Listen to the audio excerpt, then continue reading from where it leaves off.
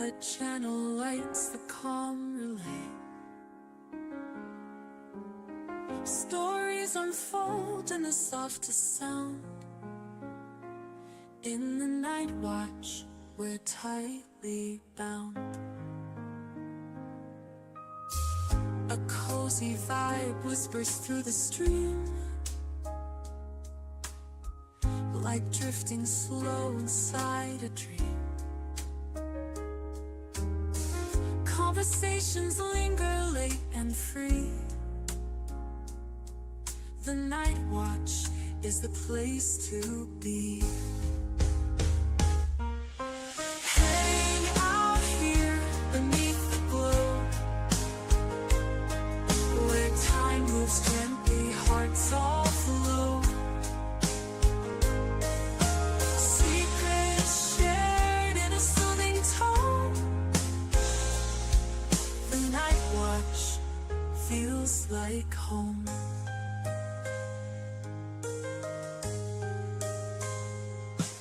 A laugh, a thought, a quiet tale.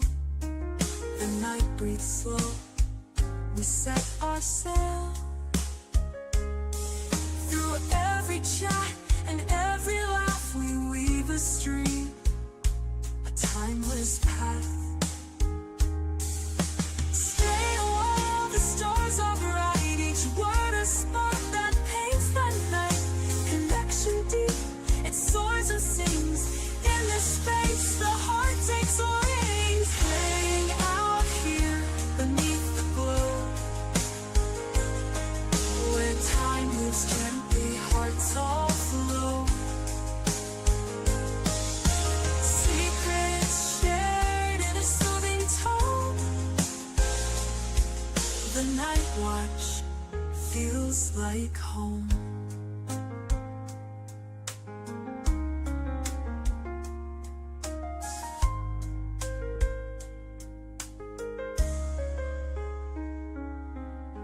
Hang out here beneath the glow,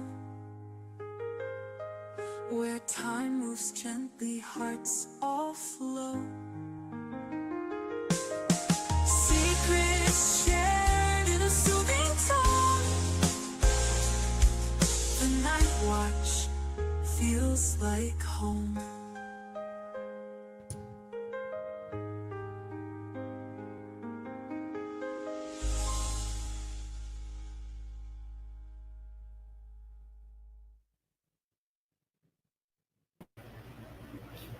Good evening, everyone. Welcome Good to evening. the Night Watch. Hello, Scott. How are you this evening? I'm doing fine. Understand a lot of people are going to be getting, well, I guess some people are already getting the hot weather. And there's going to be a Yeah, I lot guess of it people. depends on what you're used to. Well, yeah, that's true. Going to be a lot of 90s, near 100, and I guess even overseas. So everybody, take care of yourselves and make sure you hydrate. If you don't have air conditioning, whatever, make sure you go to a mall or a senior center or whatever you got to do to stay cool and hydrated. Take care of yourselves, okay? And speaking of taking care of yourselves, looks like there's more nasty booms going off overseas again. Yeah, crazy. They've got just too many munitions to burn through, I guess. Yeah, too many weapons. The weapon companies are probably worried about too high an inventory. No shortage, and they said every one of those interceptors cost $3 million. Yeah, that's some money. But we keep shelling it out to the manufacturers, and then we give them away to foreign countries. Because that's better than working something out, I mean. Yeah, why go to the trouble of working something out? We could just blow people to smithereens. Yeah, I mean, who wants, peace and security and, not worried about their kids going to the beach or to school or even walking down the street or even being safe in their beds? I mean, who needs that, right? It's the 21st century. Let's live like, barbarians, It's just so terrible. It's like, knock it off already. I said it many times. How do wars, well, at least most wars, end? Diplomacy, all right? You eventually have enough and you sit down and you work it out, okay? So let's skip that part and let's get to the working out part. Enough already. I'm all for action movies and video games and blasting everything to chit and in video games and in movies. Let's keep it there, That's enough. And even then, a lot of the thrill goes away with all the stuff going on in the world. A lot of these things, you can't even enjoy, being scared or something for a few minutes because it's too much like reality.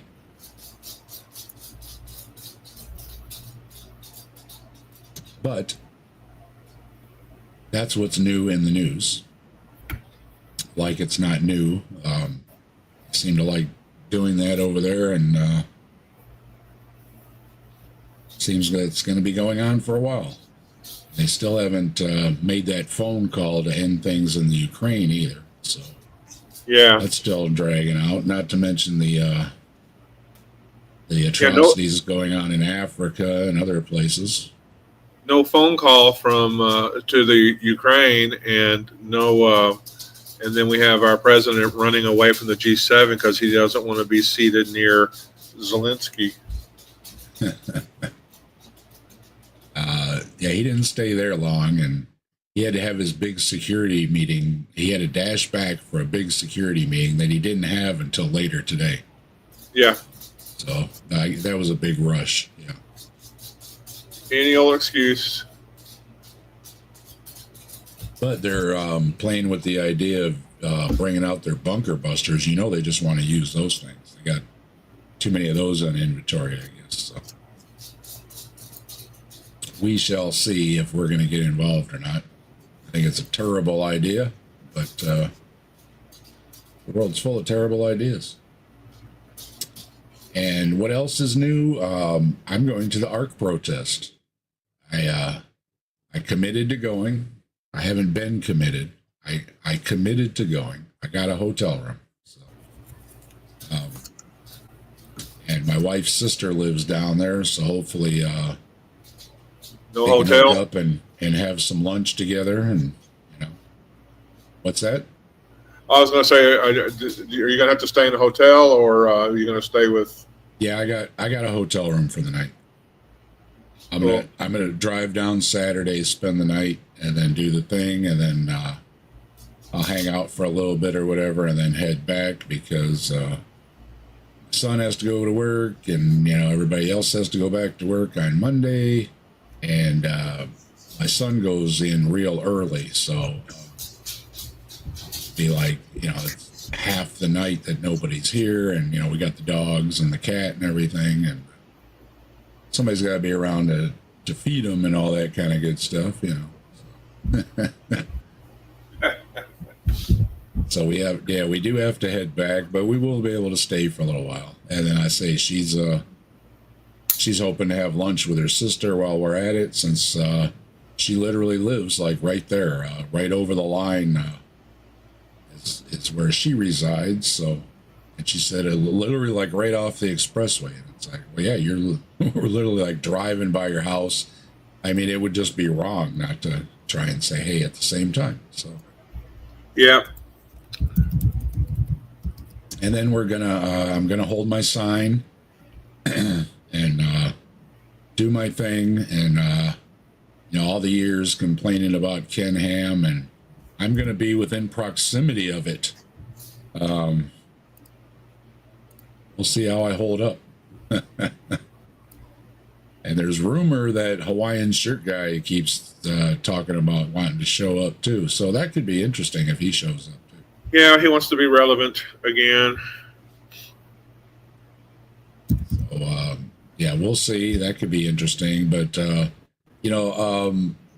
everything else aside and as well, get to meet a lot of people. Only talk to a lot of these folks online, and so it'll be cool to meet a lot of people, a lot of the larger channels, the smaller channels, and just some fans of the channels.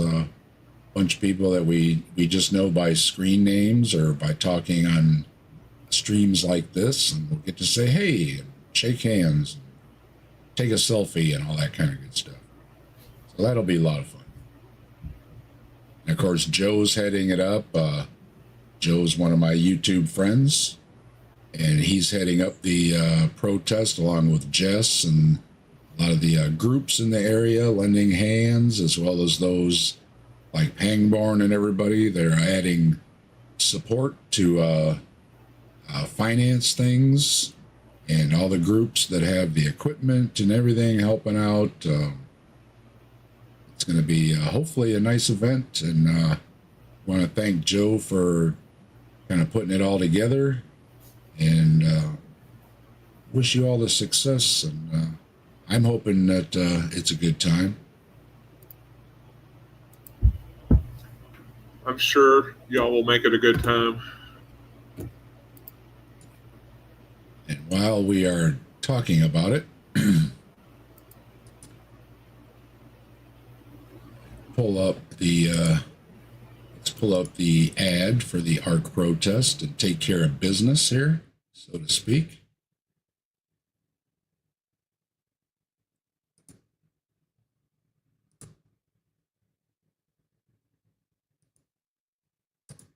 Turn that on.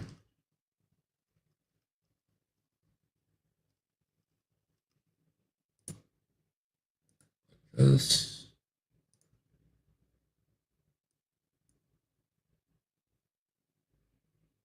Okay. Let's pull up the ad and headphone check on folks there. Comes in with some good jams.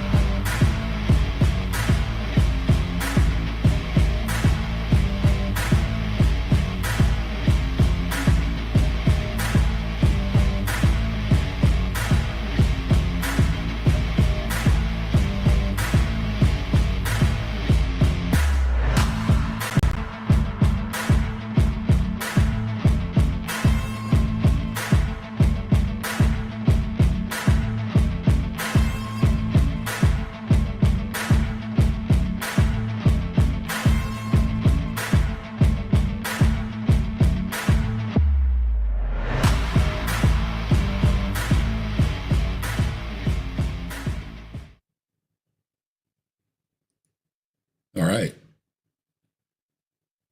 Whoops. Okay, we don't want to hear that. Sorry about that. Okay. Yeah, so July 6th, it's a Sunday, it's 4th of July weekend. If you can't go and you want to support, you can always go over to the Kentucky Atheist. There's ways to donate to help support. If you are going, it is a free event. There's no charge to go. You just got to get your butt there and find a place to stay, whatever, all that kind of good stuff. It's a free event. And if you're wondering, Joe has contacted everybody. They know we're coming. The city, the popos, the ARC, everything's taken care of. It's all legal. And the polite thing was done to notify everyone. And there has been protests in the past. There hasn't been any issues. And so it should go off without a hitch, as past protests have done. So some of the guests, there was a few guest changes here or there, but most of the folks, I guess, are committed to being there. And I heard Granny on the stream, Godless Granny, the other day on her stream say that they've got a room, so I guess Granny's going to be there. And I've heard other people have got rooms and places to stay, and they're hitting the road and all that. So, yeah, the only thing we're hoping for is some decent weather, because if this hot thing is setting in, it may be a hot event. Hoping for at least a breeze that we all make it through okay. There's going to be water bottles and everything, all that. I've got my cooler packed so I can have some cool beverages, and so that will be taken care of. And they're going to have pizza for folks, and then there's going to be things before and after the protest. It's not just the protest, so people that are going to be there early, there'll be things to do, and if you want to stay late, there'll be things to do. Some are just stopping in for the protest, and it's all good. It all depends on what folks can do. And either way, looking forward to seeing everybody. And speaking of seeing everybody, we need to pull up what we're going to see tonight.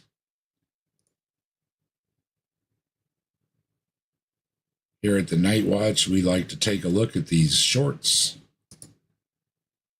and respond to them, because it takes a lot of time responding to all these little shorts. And if you want to do a response video or something, even if I do a short, seems like I'm putting in a lot more effort than the person did that made the video, right?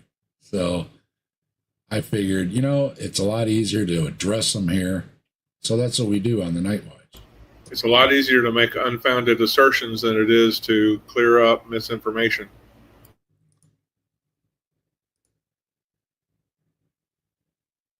All right. Okay. Yes, it is. And yeah, hello, everybody. Hey. Okay, that scared the crap out of me. Somebody's got fireworks out. A little warning would be nice. Yeah, what are the fireworks for?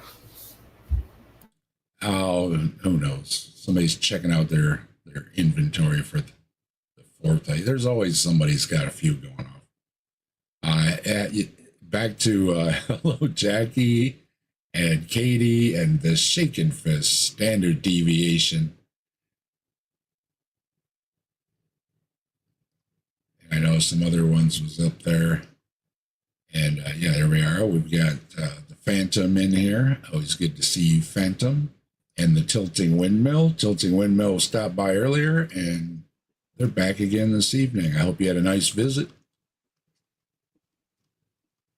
And there's Mike joining us, and Mike joining us in the chat too. We got mics coming out all out of our ears here now. Yeah, lots of mic. Yeah.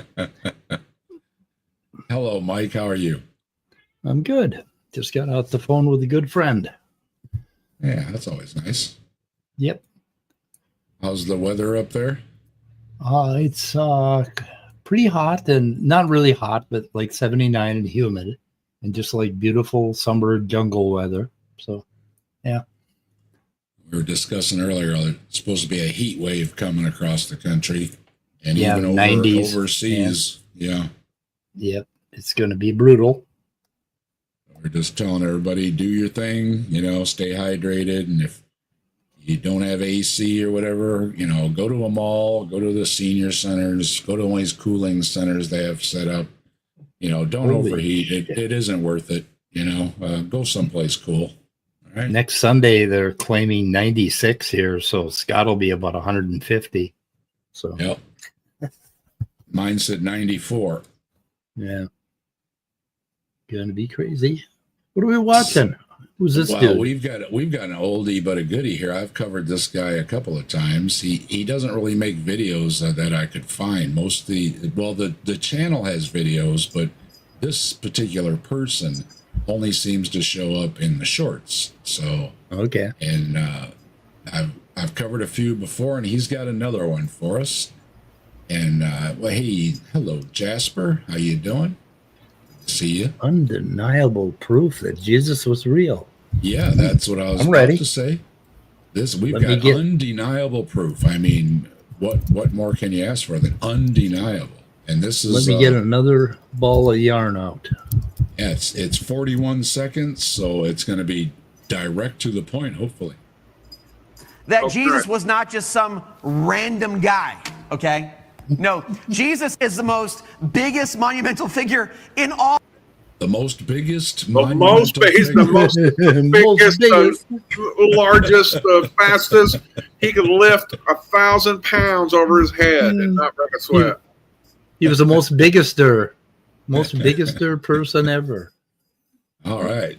Well, those are biggestly words.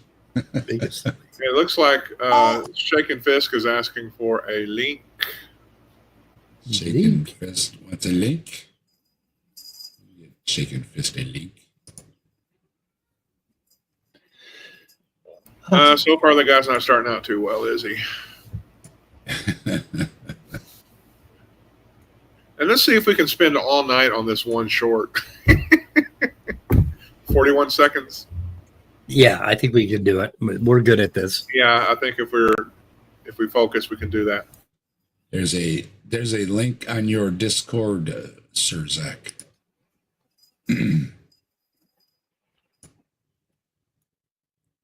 Of history. Aristotle and Plato are a footnote to Jesus. Oh, okay. Well, only because they printed a lot of books. I mean, Yeah, but yeah. You know, and I think a lot more people kind of sit up and listen to what Aristotle and Socrates and Plato and them had to say. He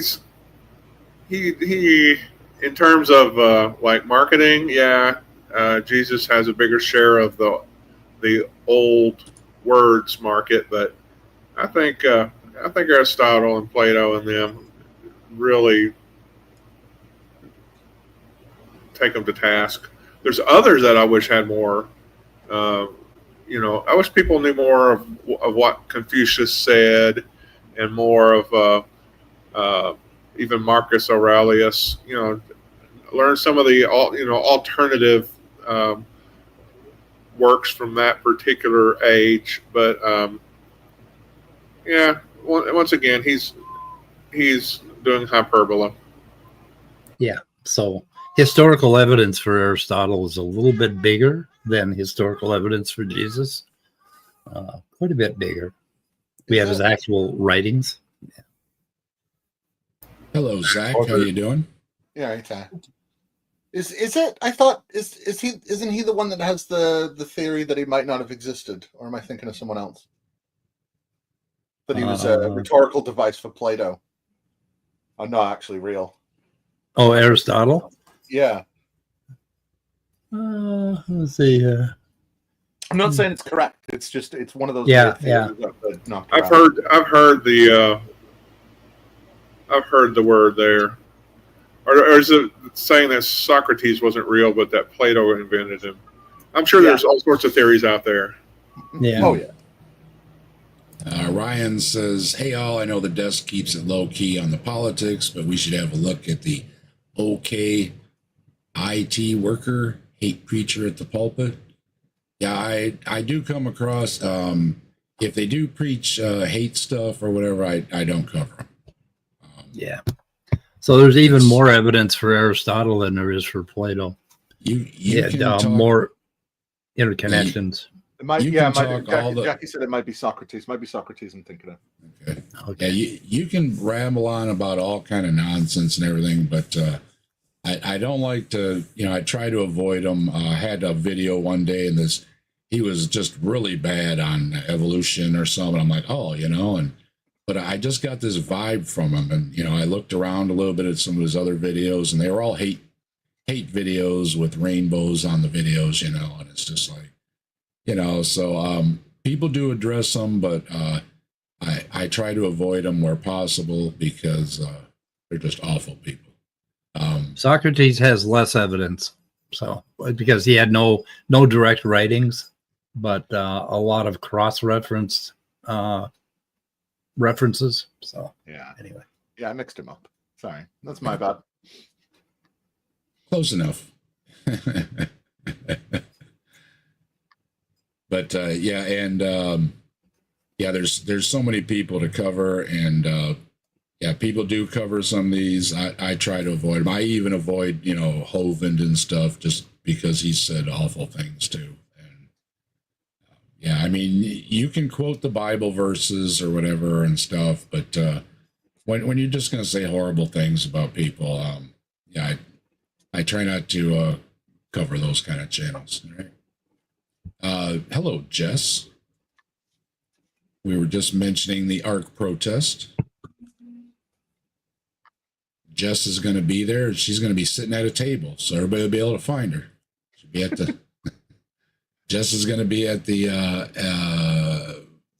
What was it? Freedom from Religion table or something. So you will be able to find Jess right there at that table. Right.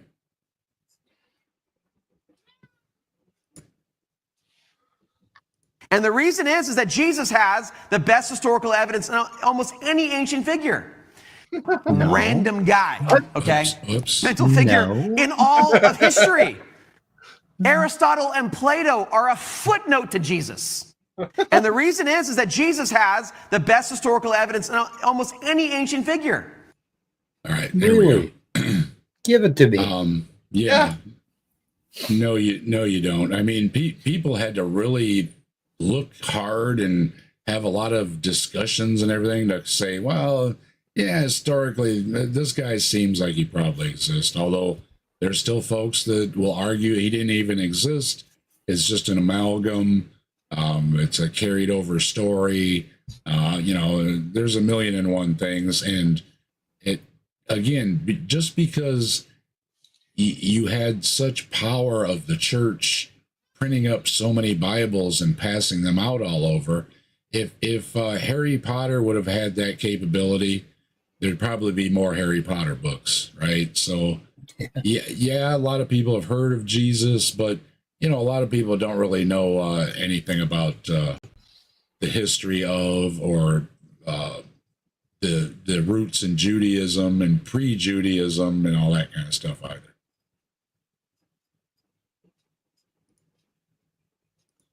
So good is the evidence that atheists who do not believe in God, secular, non-believing historical scholars have to say, yeah, this guy, Jesus existed. It's pretty much a fact. And he did miracles. And it was. No, what? Whoa. Yeah, you're following along, and it's like, yeah, okay, I'll grant he existed. I mean, a lot of times, there's a kernel of truth to these stories, right? Even fantastical stories, a little kernel of truth in there. So, yeah, there could have been a Jesus. And not only that, if he was martyred, if he was seen as a martyr, martyrs make great stories as well. So, They do. but then he skips right to, and he did miracles. And it's like, no. I'm granting you he existed. That's it. He tried to sneak that in there. So atheist historians believe he existed, and they did miracles. And did miracles. And did miracles. Yeah. They believe that. They really do. This guy's a liar. Yeah, no. There's a pretty much people will say, okay, the guy probably existed, but you've got a long way to go to the supernatural claims. And that's how we always end up hearing other people go to say, oh, atheists know that he does. They know that he's real and he does all these things. They just deny him. They just deny him because they're evil in the heart or they want to sin or whatever bullshit. Yeah. You know what I mean? It's all just putting the language in people's heads that we actually do accept all of their claims when we don't. So it's cool. And I accept other historical figures who also have fantastic and sometimes supernatural stories about them too, right? A lot of the Roman emperors were elevated and Egyptian pharaohs were elevated to godlike status, and all these things. The story can definitely grow. The person, maybe fought a battle with 100 people. Well, no, it was 1,000 people, right? If it was 1,000, it was 10,000, Well, of course. And we've talked about oral traditions a lot of times. When you're telling an oral story, you want to tell a good story, and you don't want to hear, oh, this guy had a fight with this one guy. No, You want to hear, man, this guy took on 10 guys and they were all huge, and in fact they were giants. Yeah, they were giants. Giants, right? And this tells a great story, and we do it today, right? Again, movies, books, Well, all kind David of video Copperfield. games. Sure. David Copperfield did miracles, right? I mean, I've seen him on Sure, TV. yeah. I've actually witnessed that. I don't know. And magic is one of those things that has been used historically to trick people. There have been ropes and pulleys and things, flames out the mouth, whatever they did to fool people into conversions or behaving. Yeah. I mean, even the Bible says we can do magic because the Egyptian sorcerers repeat some of the plagues that God does. So it says that humans, and especially the Egyptians, can have powers of a god. So that's cool, right? Yeah, I did magic today. I had some white bread and I threw it in this little metallic object and it came out toast. Oh, you had toast? You know what we say about toast. It was We love toast. We love toast.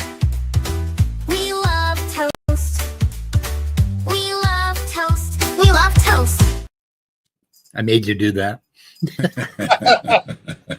I did some magic too. I put some water in a pot and I brought it to a boil. You should have seen the bubbles. Bubbles came out of it. Oh, the bubbles. Did they twirl in trouble? From? And then I put this really hard stuff out of this box called pasta in there, and in a few minutes it was all nice and soft. It was amazing. Yeah. It was hard, and then it was soft and palatable. It was, I put some sauce on there, and I made this meal by magic. It was really sauce amazing. is a step too far, sir. My dad used to turn water into wine, so Fuck. Yeah. Wow. all he had to do is add yeast and choke cherries, and boom. Pretty You crazy. know what I always love about Jesus? They have to say- thing is that it wasn't really that much of a miracle considering wine was solid and you added water to make wine. Right. Crazy. They have to say that. That's how good this is historically. So it's in a totally different category than the people try to parallel it. Yeah. Really? Totally different pair- Okay. totally Schizophrenia.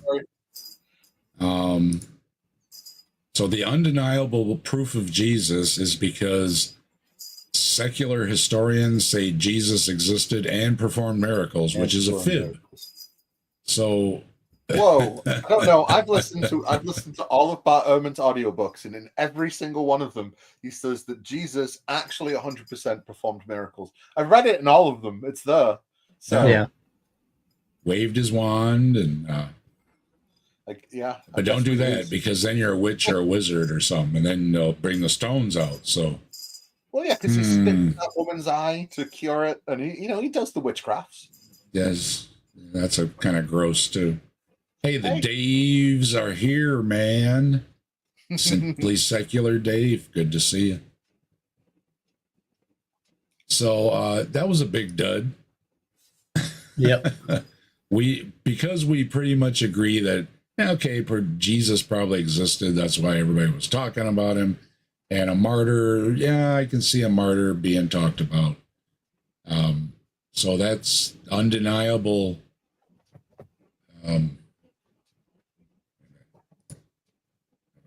I'm not on the right one. That Jesus. The undeniable proof Jesus was real. Okay, well, we'll grant you Jesus was real. The undeniable proof, I wouldn't go that far, but consensus will agree. I say even Bart Ehrman will say, yeah, it looks like Jesus existed. So, okay, way for overstating the obvious, I guess. And okay, yeah, that's overstating the obvious, and that gets you deleted from the list. Okay. Now we can go to Jesus was not just some. this one. Schizophrenia doesn't make Damn. Okay, we got one of our favorites here. Capturing Griftianity. Oh, How an exorcist recognizes possession. Probably by how much money you got. That's my guess, but we'll see. No Bob Lazar. Schizophrenia doesn't make you suddenly fluent in ancient languages. Multiple. Okay, you But need being hit on the evidence. head really hard can, though. Well, I want good evidence that this person is fluent in another language, not just babbling something on a recording that somebody says that kind of sounds like French or something, but it's not French. Yeah. Multiple personalities doesn't make you able to speak Greek. We had one case with Icelandic, but the grammar was from 600 years ago. We had a woman here in Pennsylvania. She was speaking Icelandic from 600 years ago. How do you know this? We have a lot of spoken record of Icelandic Viking or like Icelandic anything from 600 years ago. He's got the tapes, tapes, how I English guess. sounded. Raised basically on a farm with a high school education, spoke only English, and she was interrogated in English, French, Latin, Lithuanian, German during the exorcisms and responded to all the languages properly. Wow. And the records of this are, they'll often tell you there are no records because for privacy concerns and everything, they don't record it. They don't have, any kind of notes or anything. And so how convenient, right? And all the episodes I watch are all recorded. They do it. They do it online on YouTube, and they beg you to come on and get exercised. Yeah, and they got that blur spot. I mean that's been used by media for a long time, right? You want to blur their face out, right? But I want to see them skedaddle up the wall and across the ceiling, and I don't think it's too much to ask.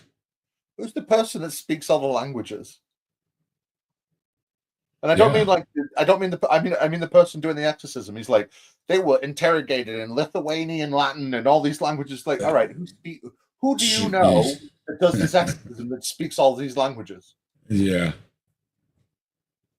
Who speaks Lithuanian, Latin, and 6th century fucking like Icelandic? It's like, what? Yeah, they were probably babbling in something in tongues, and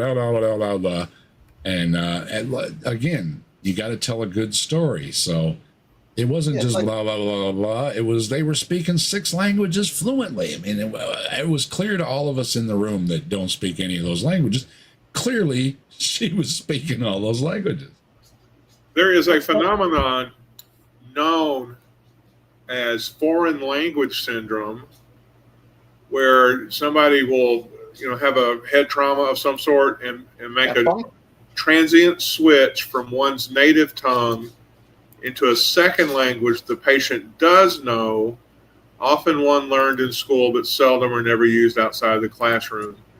And it gives the example of a 17-year-old Dutch person after routine knee surgery and anesthesia found himself unable to speak or understand Dutch for about 24 hours, but he would speak English that was taught to him in school, even though he never talked to anybody in English conversationally.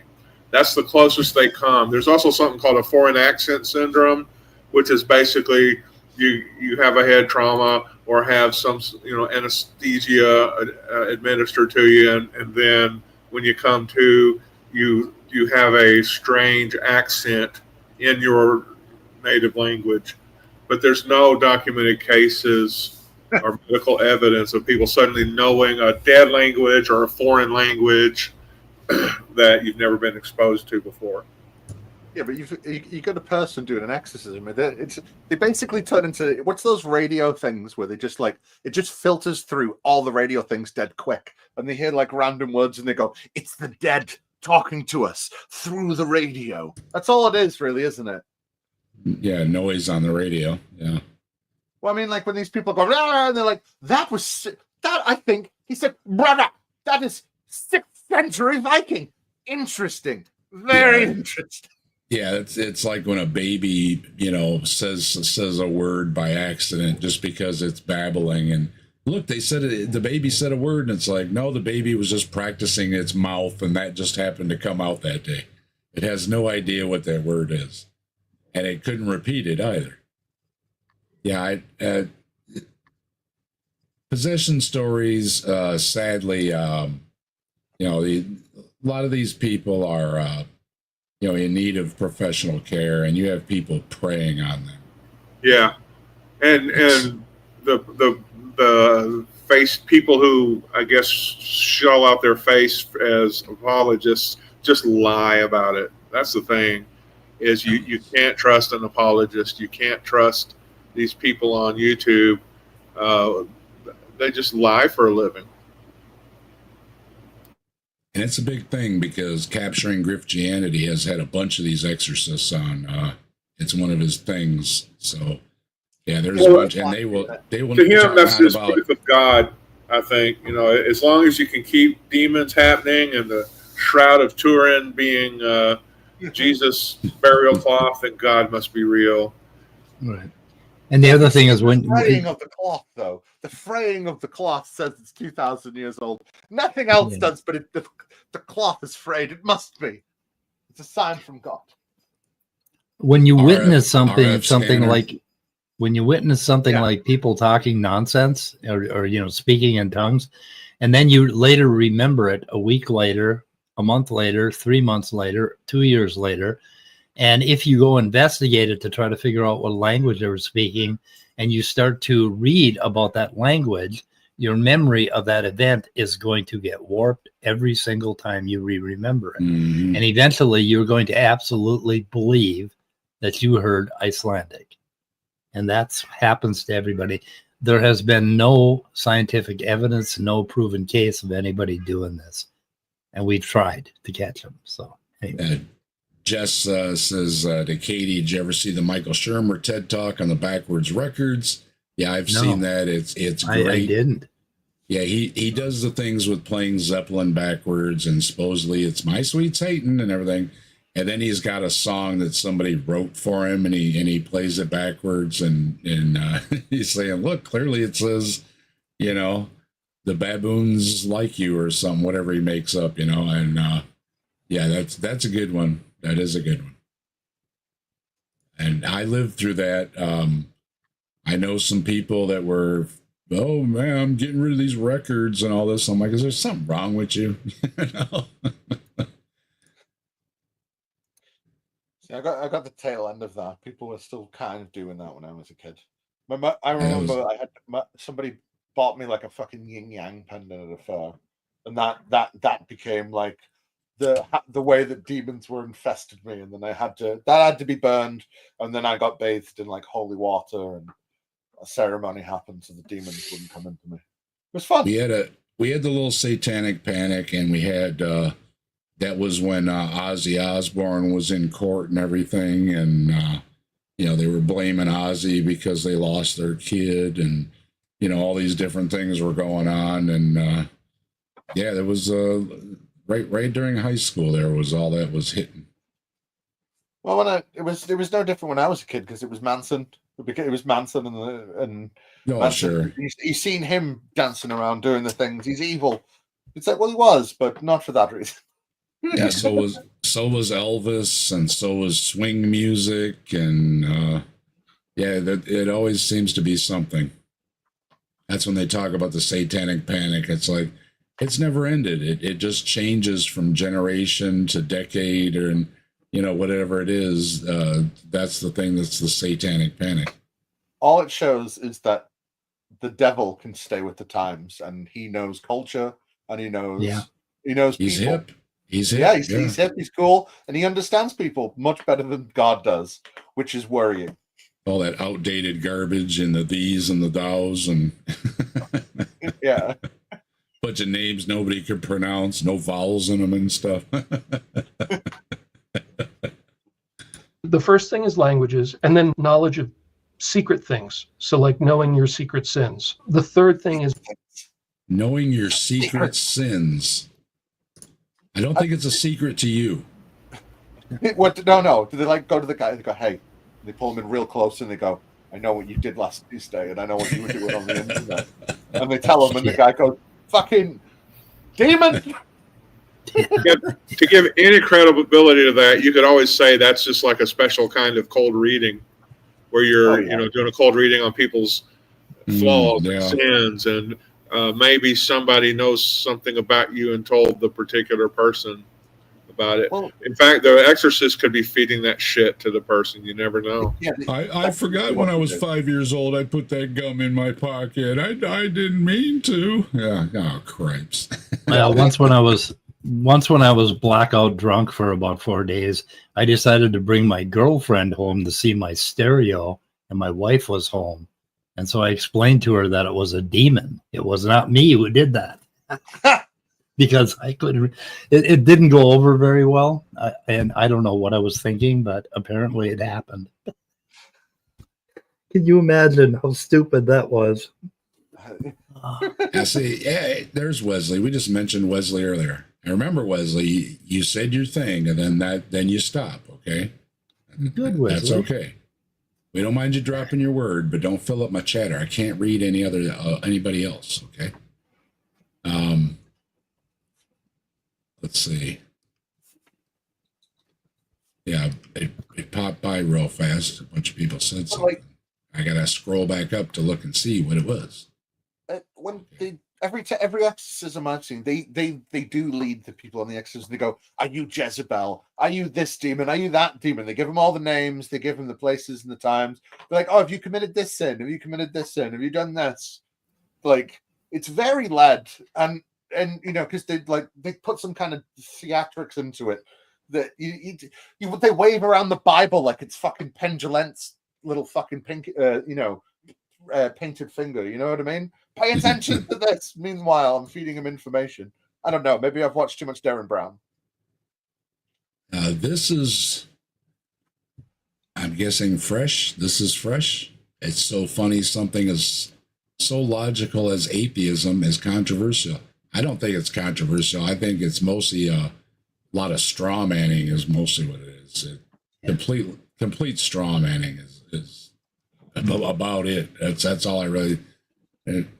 Every time I think I'm just sitting here saying straw man. Oh, atheists don't believe in God. Well, where'd the universe come from? Not a cosmologist. Atheists don't believe in God. So I've been making fun of Braxton Hunter, and he's like, "Oh, I don't want to talk about evolution. I'm not a sciencey guy." But meanwhile, I think that I can talk about quantum, and it's in my favor. So quantum all the way. Your quivering lip thing would go so well on Cameron here too. Yeah. If you do a Cameron, make sure you put the quivering lip on him too. Yeah, I'm gonna have to. I love that quivering lip thing. It's beautiful. Is being able to detect the holy. The supernatural strength is the weakest of the signs, so that's the Really?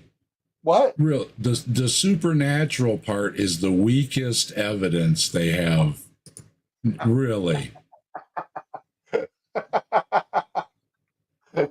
Could have knocked me over with a feather. Here I was hoping you had evidence of the supernatural, and then you're admitting, well, yeah, they kind of babbled some stuff and said some blah blah blah blah, and we found a word in there. But the supernatural part, yeah, that's kind of weak. Yeah, it's hardly ever repeatable because God has a short attention span. You can't get him to do it twice. Yeah, because the problem is once you banish the demon in the exorcism, he can't come back for a while. And I don't. You'd have to get that demon again, and I don't. There's a lot of demons. All right, well, I just moved and my chair didn't make any noise, so Cool. I had to give it another lubrication. I don't know what the deal is, but lately my chair has been squeaking and I had to lubricate it. And somebody said something earlier, and I said, "Yeah, I know, it's a stupid thing." And you should have helped Trump out with those tanks. they needed a little WD themselves, didn't A they? little WD or Diddy's baby oil or whatever. There's got to be storage units full of that stuff that's going to be on sale soon, real cheap. Yep. But yeah, so I'm moving. All right, no squeaking. All right, I like it. It was embarrassing because it's really, the mic picks it up for some reason really well. No chair noise. That's right. No chair noise. I'm good. Nobody's complained about Loki and all his yelling in the background about catching the mousy yet tonight. So apparently they're not. My mic's not picking it up. It's what is it? Subsonic or what is the word we can't hear? I don't know. Can't hear it. The cat's saying it. We just can't hear it. Yeah. My dog's ears are up though, so that I think the dog's picking it up. Yeah. The fourth classic signs of the four is languages, knowing hidden things, detecting the holy, and then supernatural strength or strength beyond. Detecting the holy. Okay. So like when they pull out a cross and they go, oh, and it's like, because like who doesn't know that a cross, you use it against vampires. It's in all the movies, No. No. They do it because he's not showing videos. It's done behind closed doors. He said, it's like they bring three people in. One of them's holy, and they have to point them out. They just look at him and they see the holiness, and they go, "It's that one! Ah, get her away!" And they go, "Yeah, see it, recognize. It's definitely a sign of a demon." So it's like the dating game, but like with possession.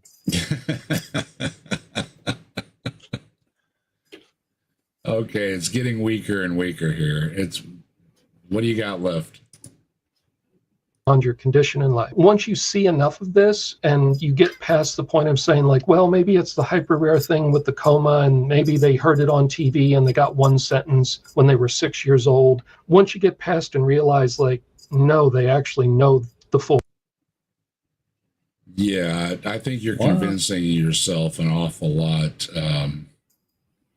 Yeah, he's basically saying once you repeat these things enough, you're going to believe it. Even though it's very weak, and he admits himself, well, we don't really have any supernatural evidence, but it's demons. And it's like, well, no, I think overwhelmingly these people have some other issues and they need to address them.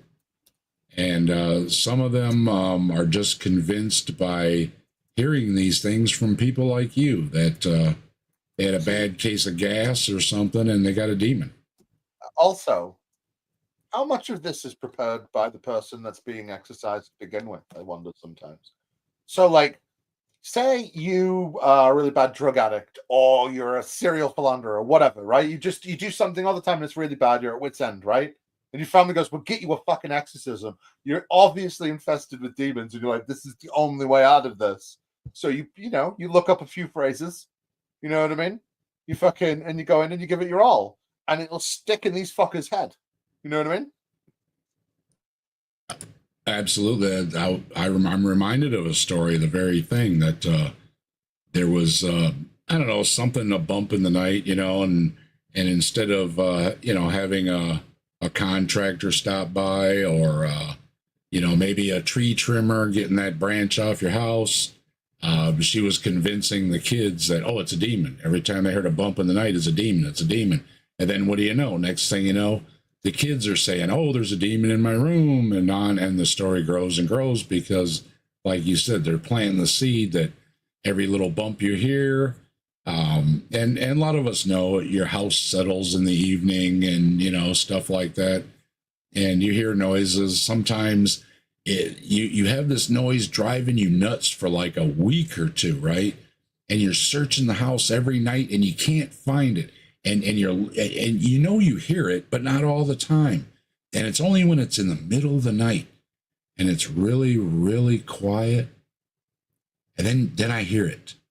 And I said, dang it. And I'm searching and I'm searching. And finally, I found that stupid wrestling guy on the bottom of my kid's toy box that had the button pushed on it. But when you don't bother to look, obviously it was a demon speaking in the middle of the night. Let's get him, bro. The demon really knew how to get to you. I didn't have to infest you. It didn't have to put women in front of you or whatever. It just really had to wake you up at 2:30 in the morning. What The is next that day- dang noise? Yeah, all day. Son of a bitch! It's ruined so many days just because one toy in the morning. And That's all. I do have Get good well. ears. My ears have always tested really well. So when you have good hearing too, There you go. you pick those things up.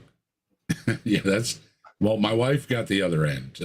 She's already got a hearing aid there, but yeah, I'm on the other end. Every little thing in the middle of the night, I can hear it. So, yeah, okay. How an exorcist recognizes possession. By making up a bunch of silly things and ultimately saying you do not have any supernatural evidence. So what was his What did he just- criteria? Right. What was it? What you can't have to- atheism explain? Yeah. Well, these people have to speak another language. They have to Okay. know about their secret sin. They have to identify holy things. And what was the last one? Just supernatural was weak. That's what it said. Oh, yeah, that's right. Yeah. And supernatural. it's obviously supernatural, but that's their weakest evidence. They really can't demonstrate anything supernatural. So if you don't have any of those things or do have any of those things, I guess you have a demon, because I don't really think it means much of anything either way. Oh, but if you get demons, that means you get to get one of those private jets like Kenneth Copeland, right? Oh yeah. I think probably the motivator behind all this is it gives middle-aged men an excuse to tie young people to a bed. Well, I was going to mention earlier, these exorcists, they do it for money. They have these events, and you basically buy a ticket or whatever. Oh, But yeah. Wow, they I would've also thought- do private healings and stuff, right? So I'm sure that it's a lot more for them to give you a private session and scare the bejeebus out of you. So Ryan Murphy just explained why I'm still an atheist, because I blame everything supernatural on cats. My cats.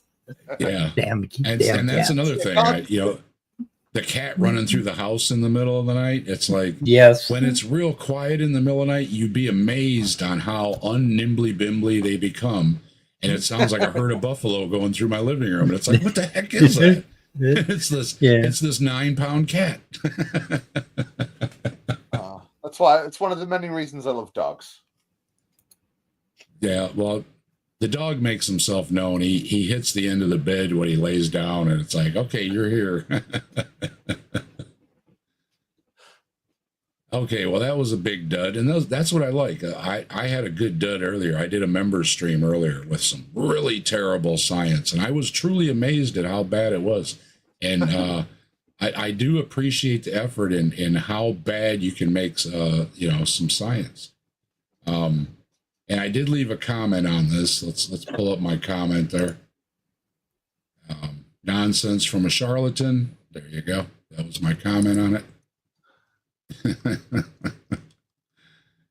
And what do we got next? Oh, let's see here. I look at that, but it's kind of long. Okay. I heard about Frank Turek earlier, and I said this was a contradiction, because this one Christian was saying they don't believe in the Big Bang, and I brought up Frank Turek says he believes in the Big Bang. He just knows who banged it. So you need to get your story straight, Christians, right? Apologists are saying different things there. So, but who's going to join in on it other than Pierce Morgan? And he's got a challenge. The Big Bang needs a big banger. When I debate with atheists and so on who mock me for having any kind of faith in God or whatever, I say, well, look, there's plenty of other reasons to mock this. Yeah, I don't think it's mocking you because you believe in God. It's probably some silly thing that you believe in. I don't mock people that believe in God. I mean, a lot of people believe in God. It would be a full-time job, folks. I mean, Certainly is. And I live in a country that has freedom of religion. Okay. So the same rights that are guaranteed in this country, that people can go to church, are also guaranteed that you don't have to go to church, and the state cannot step in and make you go. So while I may not believe in it, I'm not openly giving people who believe in God a hard time.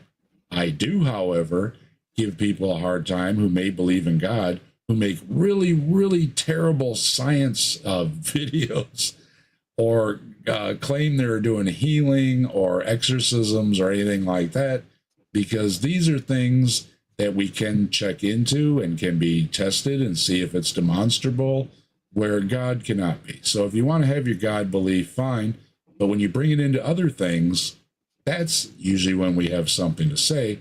And I know Pierce does that. So that's why they're mocking you, Pierce, just so you know. And you're kind of a jerk. You can't say that about him. He's a spy. He'll spy on you. Cannot and then put you in the paper. Explain to me what was there before your Big Bang. You cannot. Okay, well, first of all, once again, for the And millionth neither can and these fucks. millionth time, an atheist doesn't believe in God. I don't have to tell you where the universe came from. I'm not a cosmologist. Okay, I'm not a physicist. I'm not an astrophysicist. I'm not a astronomer. None of those things. I do have an interest in it. I mentioned earlier, I took a summer course here at the university on astronomy. Fascinating. They've got an observatory here at the universe. They put on the show and the ceiling and everything. Fascinating. It was a great time. I enjoy it and everything, but I have no obligation whatsoever to tell you what was there before the Big Bang. Now, if you go to a physicist or a cosmologist or an astrophysicist or any of these people that actually are in the field that may or may not be atheists, they will tell you they don't know what was before the Big Bang. So there you go. When they find out, you'll know, because it'll be all in the news, and that's kind of your business. So pay attention to your little ticker there across the bottom of the screen.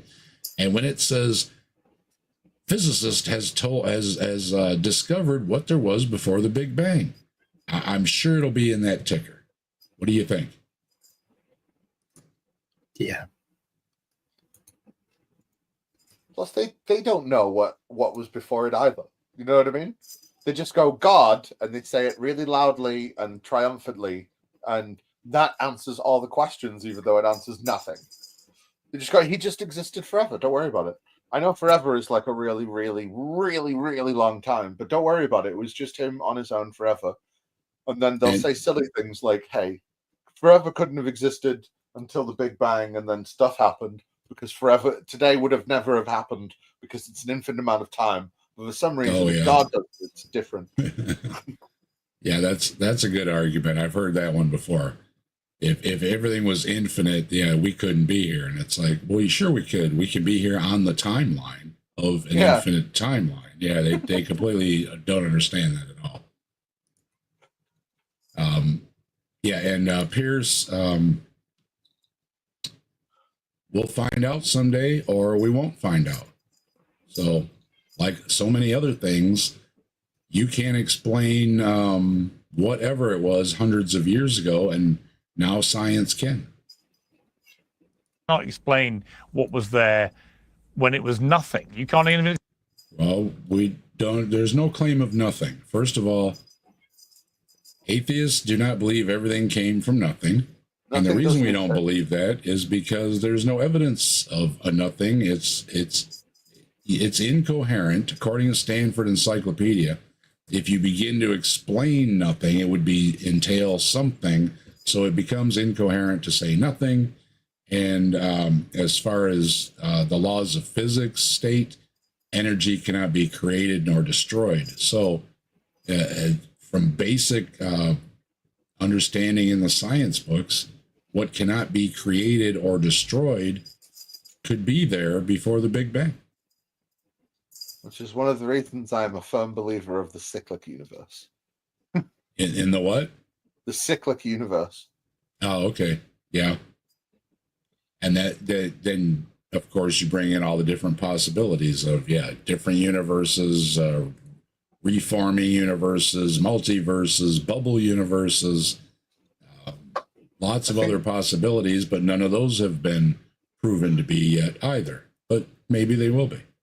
I think my favorite one is that the universe is actually really small, and that we're actually because if you could see the other side of the universe, you would be seeing you. So it'd be like, there's a door in front of you, there's a door behind you, and you can see through the door, but it's you, and you see the back. It'd be like that. So like there's like a small section of like astrophysicists that are like just looking around, just looking to see repeated patterns of galaxy clusters and stuff, because they're like, the universe, it's all reflections. Don't worry about it. We're in a foot like a soccer ball. What is it? I can't remember the name of the fucking shape, but like we're in some like shaped thing like that, and it's all mirrors. Basically, it's mental. Wasn't that like Men in Black? I think. No, this scientist looking. This is a real thing. Oh, okay. Yeah, I've seen the thing before. Yeah, where you're seeing in front of you and behind you in one big line like that. Yeah. Yeah, they're like, it's actually really small, and maybe there's only one galaxy. There's some really weird theories when you start digging for them. Explain what nothing is. So because the human brain cannot understand that, then yeah, well, we pretty much did and do. Nothing is incoherent because, once again, if you're going to describe what nothing is, it begins to entail something. So nothing is more of like a general term, like there's nothing in the bucket, but there is something in the bucket. There's air in the bucket or dirt in the bucket, whatever there could be. There's always something still in the bucket, even if you say, well, there's nothing in the bucket, or you say, there's nothing in the refrigerator. But there's plenty of things still in your refrigerator. There's just nothing you want to eat in the refrigerator, right? Yeah. As far as an exact scientific thing of nothing, that I don't is used by anybody other than to sell a book like Lawrence Krauss. That's about it. Even Lawrence Krauss is nothing. He's like, well, nothing Is can't something. exist. Yeah. Nothing. What the nothing we talk about is emptiness, and it's not even that empty. Yeah, because there's still something in the nothing. And There's like protons, neutrinos, different types of energy, energy waves, all sorts. We just don't see them. It's just not matter, but it's full of stuff. to me, there must be super beings, entities out there. I think Superman. What? Yeah, Why? why? Okay, yeah. There has to be that because Must be. you want there to be, and that is the thing. And that is I understand that. I really do. I think it would be wonderful to live in a magical world, you know. That would be neat. Mike's been there a few times. It would be neat, right, to have all these weird things going on all the time, but it doesn't seem to go on like that. Well, we took away the mystique of life by explaining things. So people really got to cling to really old stuff to try and make it up. So it's like the sky, right? Just looking at the sky, you know, when you're not like full of like light pollution and shit, and you see the Milky Way. Well, imagine if you don't know what a galaxy is, and you don't understand what stars are, and you look up and you see that, and you go, "What the fuck is that?" It must be right. Yeah. And of course, you know, photography ruined a lot of miracles and supernatural claims. So, as we were just pointing out with The Exorcist, they can never produce a photo of a person climbing up a wall across the ceiling, or and for privacy concerns, what about audio tape? Who's going to know who's on the audio tape, right? Let's hear the audio tape of these people having this conversation in 6 different languages. But again, it's always convenient. They don't record anything. They don't document anything. They cite privacy concerns, which I can understand. But then you can't come out and just expect everybody to believe what you say and say, see, there's all the proof you need. Just take my word for it. Now, this guy here is going to think that Pierce is all that. So let's see what he has to say in response. I think that's exactly right, Pearson. And Joe and I talked about that on my episode on the JRE, in that some people believe in the virgin birth and others believe in the virgin birth of the universe. And so a big bang. The virgin birth of the universe. Oh, so wait a minute. Okay, the virgin birth of the universe. Yeah, this is Wes. What does that mean? This is the guy that got on Joe Rogan and said, you know, the Isaiah scroll from the Dead Sea Scrolls is, you know, word for word the same as the Masoretic text. And Joe went word for word, and he went word for word. Wow. And so he's just trying to make a name as an apologist, and he's full of shit when he's talking outside his expertise. He's just a run-of-the-mill apologist when he does that. When he's talking about his particular area, he's still not all that great, because he's all the time he's being refuted by, you know, Kip Davis and Dr. Josh and people like that. What's his particular area? What kind of a universe is a virgin? I don't get. Yeah, I don't know. I don't know what he's talking about. It's just weird.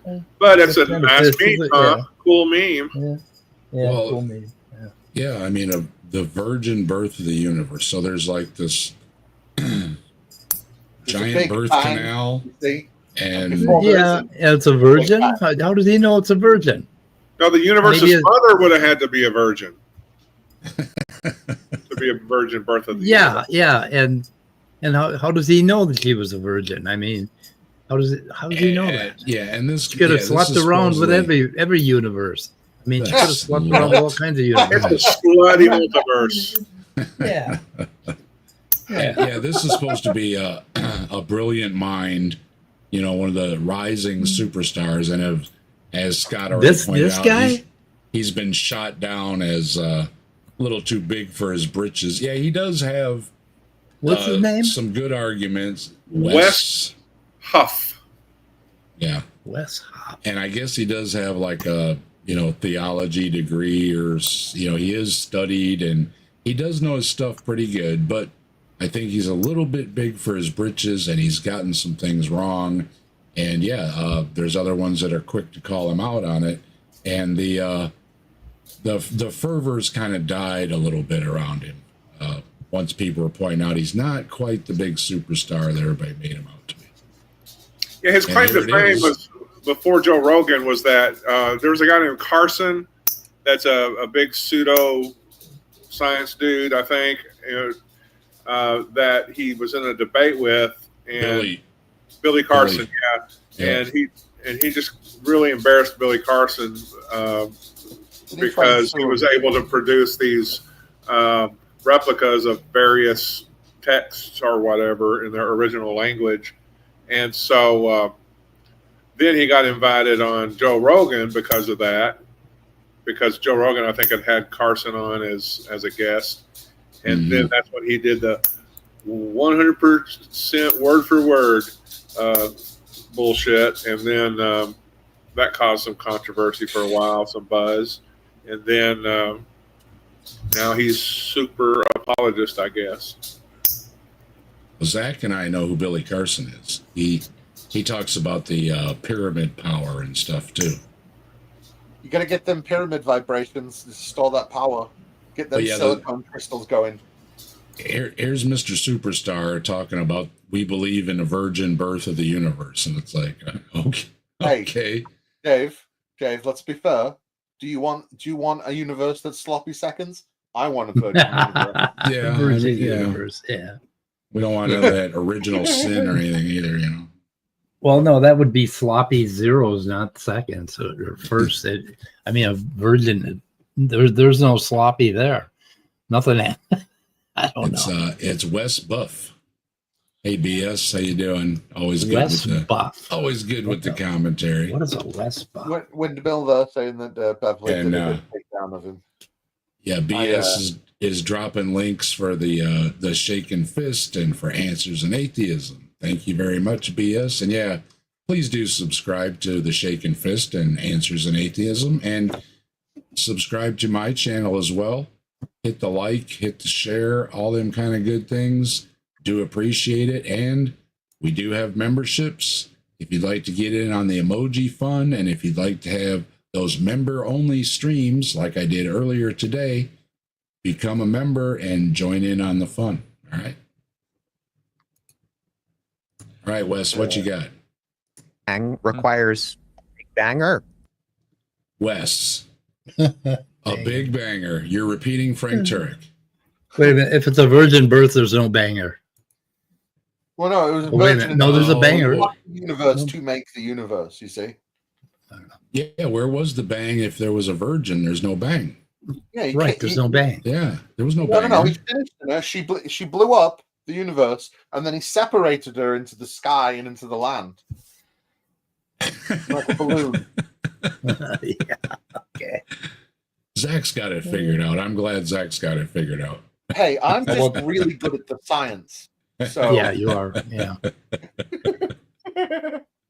And so I think it's not entirely Yeah. a legal find an explanation for that, right? Something like survival of the fittest are far more of needing an explanation than Really? the existence of supernatural beings. I mean, Oh my God. Oh, we jumped right to biology. Okay. Well, first of all, evolution is well explained.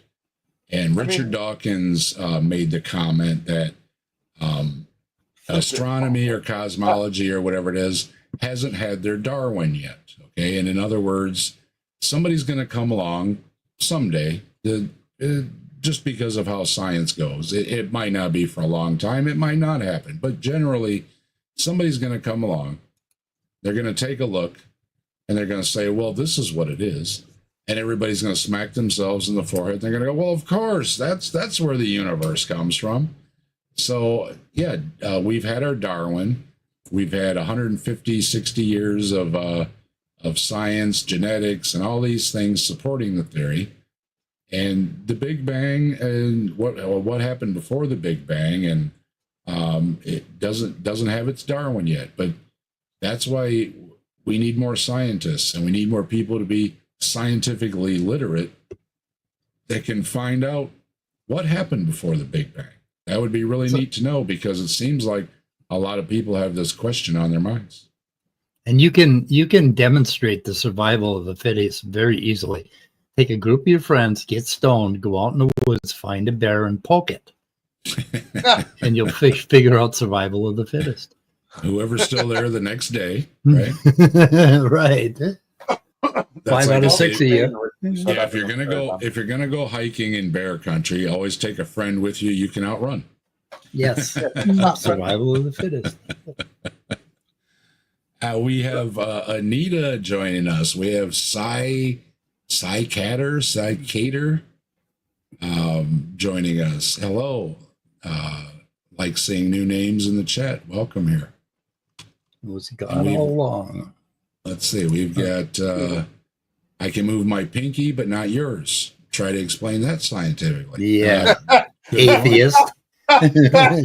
Stupid atheist. Gosh. Yeah. Never thought of it that way. What do we got? What if someone comes along like Darwin or Einstein and says, "Yep, it was God all along"?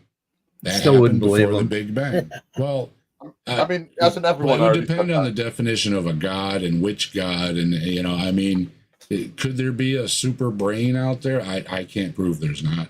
So if somebody could do that, I guess science would accept it.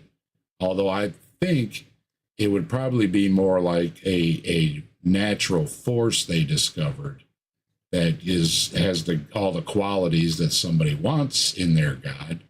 But yeah, I can't disprove it. And sure, if anything was demonstrated, anything supernatural was demonstrated, I don't even need a God. Somebody that can pick the lotto numbers every week, there's got to be something there. I mean, obviously, if you verified they weren't cheating and, all these things on down the line, went through the James Randi strictest standards of, doing it in a controlled environment and everything. And yeah, I would have to give it to you.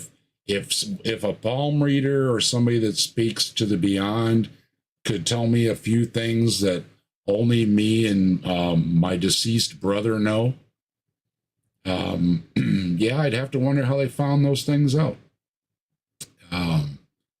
So far, those things don't really come up. When people do claim to speak to the beyond, James Randi has demonstrated these cold readers will throw out 30 names at you.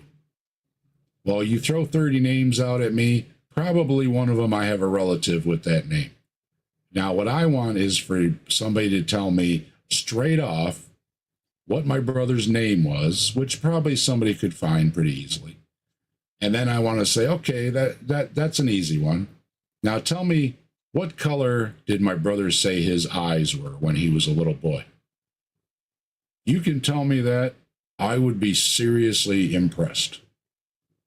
If you could tell me how my brother burned his hand, if you could tell me how my brother chipped his teeth, you know, some of those kind of things, if you could tell me that in detail, I would be open that there must be something going on there. Now, we could always defer back to the Michael Shermer, I think, argument that if, let's say, reading minds was demonstrated, I can actually pick up what Zach is saying and Zach can pick up what I'm saying. And we're writing it down on paper, and right here live in real time, we're holding up the pieces of paper and we get a hit 100% of the time. There may be then a natural explanation of how our electrical activity is somehow being picked up between minds, and then you could give what could be a supernatural explanation a natural explanation. So the long answer is that it's a long answer to answer that question. The problem with all that is as well, though, is if you can demonstrate accurately a supernatural event happening, it wouldn't be supernatural anymore. It doesn't matter what it would be. It would instantly have to be a natural process because it's happening in the natural world. So Yeah, it would cease to be supernatural. The reason it's called supernatural is because it's fake as fuck. Yeah, you're getting into not fake. They wouldn't be what calling these it things, supernatural. what these things would actually be. And yeah, I agree with you. We'd apply a natural term to it, even if you wanted to say like the God particle or something like that. As a slang, I don't think that would then be attributed to any of the gods, at least ones written about, because they do not seem to align with anything in reality. Now, there could be, again, this super brain out there that nobody's actually written about, but when they actually write about them, the gods seem to have a lot of ourselves put into them in one shape, form, or another. And I don't think we're smart enough to have all the answers ourselves. So I don't think anything we make up does either. Elbows up, Ollie. How you doing? But I am open to it. I've said numerous times I'm open to it. I am not closed-minded to the supernatural. I, like many people, think it would be really neat to be able to fly, to just leave the ground and fly around and do somersaults and, you know, all that kind of good stuff, you know, and a lot of other things I think would be really neat. How about not having to make dinner? You could just say, hey, I want a pizza, and there's a pizza in front of you. Who would knock that? I think those things would be great. So if somebody can demonstrate that, I would have to accept it. So it's not closed-minded. It's you know, disappointed mostly because so many claims have been shot down. Deconverted man dropping through. Always good to see deconverted man. Hey Dave, I want to plug something. So plug away. This I don't know if you can see it. This is Logic and Morals by Deconverted Man. Everybody should buy a copy. It's really a quick read. It's pretty thin, but you should buy a copy. It's on Amazon. So anyway, I'm reading it, and it's wonderfully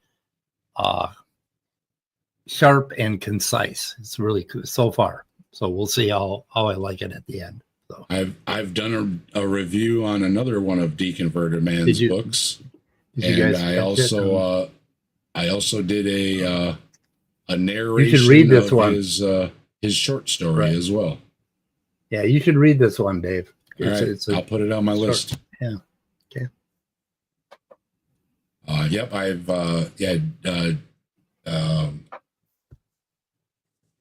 let's see. Got it here somewhere. Here it is. Yeah, I reviewed with Deconverted Man, Caught Between an Infinite Hope and a Finite Despair. That is also on Amazon. I have that book. And yeah, well, I That's so reviewed it on accurate. my channel, and it's a good book too. Quick read, big print. Yeah, that title and, so accurately describes my whole life. I do recommend it. Deconverted Man does put out a decent book, so make sure you check out Dan Green on Amazon. Talented writer.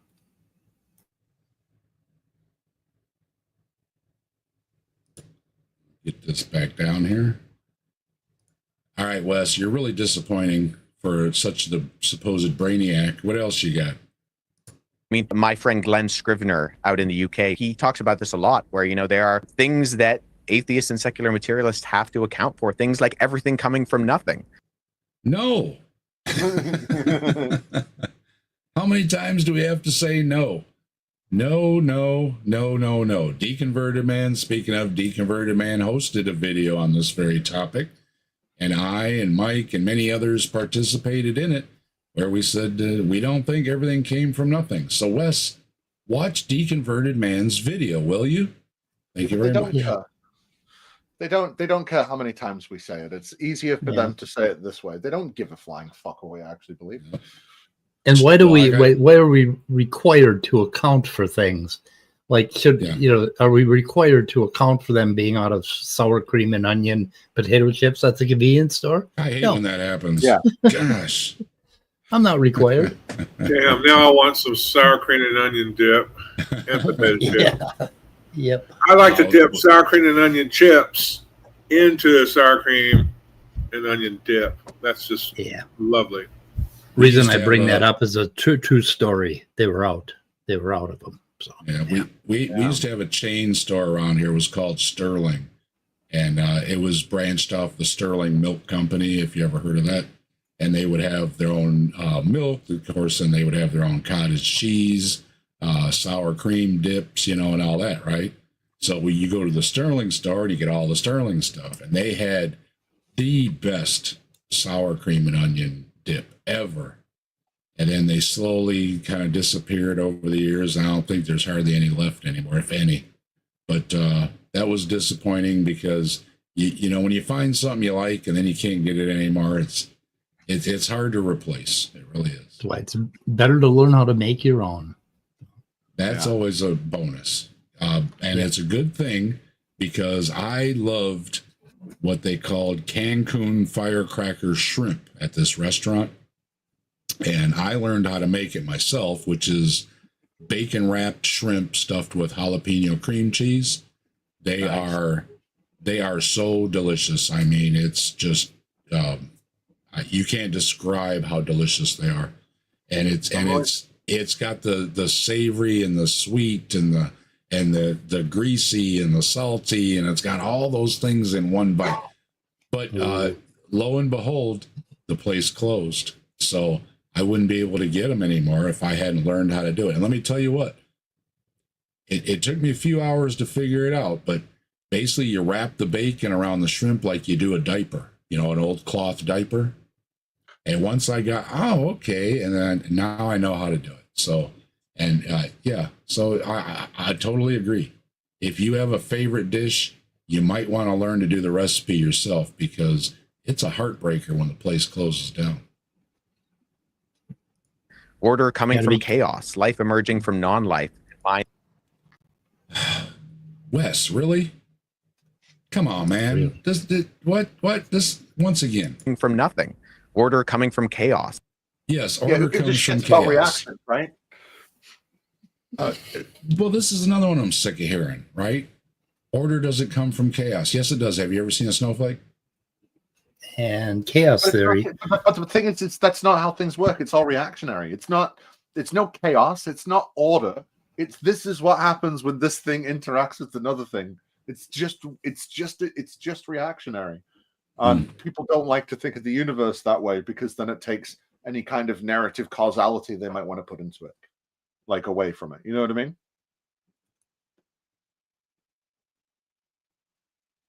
No.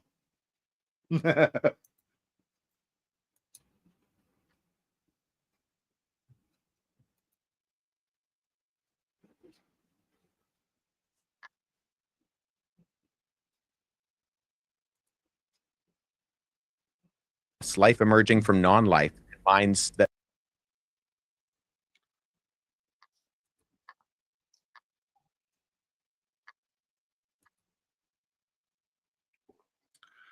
It's all quiet. What's happening? Is someone supposed to be unmuted? Yep. I'm sorry. I clicked mute. Life comes from non-life because we are made of non-living elements. And you can go to the periodic table that has all the known elements on it. And there's no little marking on there that any of them are alive. What makes them alive is a chemical reaction. But even you are going to come back to, well, we were made out of dirt, which is, or clay, or however you want to tell the story, which is, kind of elements, And We're all made out of groceries. Yeah, if you are cremated, or if you're just allowed to break down in a enclosed environment or whatever, in the end, you'll be about 6-7 pounds, I think it is, of elements, and that's what makes you up, minus a lot of water. Lots of carbon. So I always So really, say, what you're saying is water is God. yeah, absolutely. Point out the living elements on the periodic table, Wes. Show me which ones are alive. I say all of them. They're all alive. They're all squiggling. They're all vibrating. They're all moving around. They're all bonding with things. I mean, you can't bond with things if you're not alive. It takes two living creatures to bond, at least. And they bond all the time. They bond with each other. Frequently they covalent bond. There's all sorts of bonds. All right. Oh, I'll go with that. Oh, there are virgin atoms. Think about it. Not anymore. In Zach's universe, they're all getting a free baby. All this Virgin Universe talk and Virgin Atom talk, I've done spit takes in both of them. This is not fair. From mindless matter. Is it more of a leap in logic to believe in angels and demons? Yes. Yeah, it is. I mean, it's a good book, but it's not. I wouldn't. A hell of a leap. Real. Yeah, this is just like the other one where he kind of slips in there, Well, you believe in Jesus and the miracles. And here it is. Well, is it a big thing, if you believe in all this science that, maybe there's angels and demons? And it's like, well, where did that come from? What science book are these in? What testable experiment can we do on these angels and demons? Are you going to say right back to The Exorcist, where I have to take the word of the exorcist who says he doesn't even have any supernatural evidence? Well, pretty weak, Wes. My grandmother used to tell me when I was a wee boy that when it snowed, and this is a true story, that when it snowed, it was my dead grandfather brushing off the wings of angels, and the snow was just angel dandruff. So I'd say there's plenty of angel DNA in that snow. So if we just collect some of that snow, we'll find loads of angel DNA. Has anybody tested it? My grandmother wouldn't lie to me like that, right? Oh, no. My grandma told me thunder was angels bowling. Prove her wrong. I think I heard Prove my grandma wrong. Yeah, like Grandma Harris wouldn't lie. She was just a Jehovah's Witness. She wasn't that bad. Yeah. My grandma also told me if I cussed, I'd get a lightning bolt sent down my way, and that hasn't happened yet. But you know, sometimes I do play out in the backyard, and maybe just hasn't got my number yet. Oh, let's see what's going on over here. So, someone wrote a book, said stuff about God, must be true. But that seems to be the idea. And if it's an old book, if it's an old book, it doesn't even have to be about God. You know, if it's an old book, it's just got mystical powers, you know, and got magic words in it and everything, just because it's old.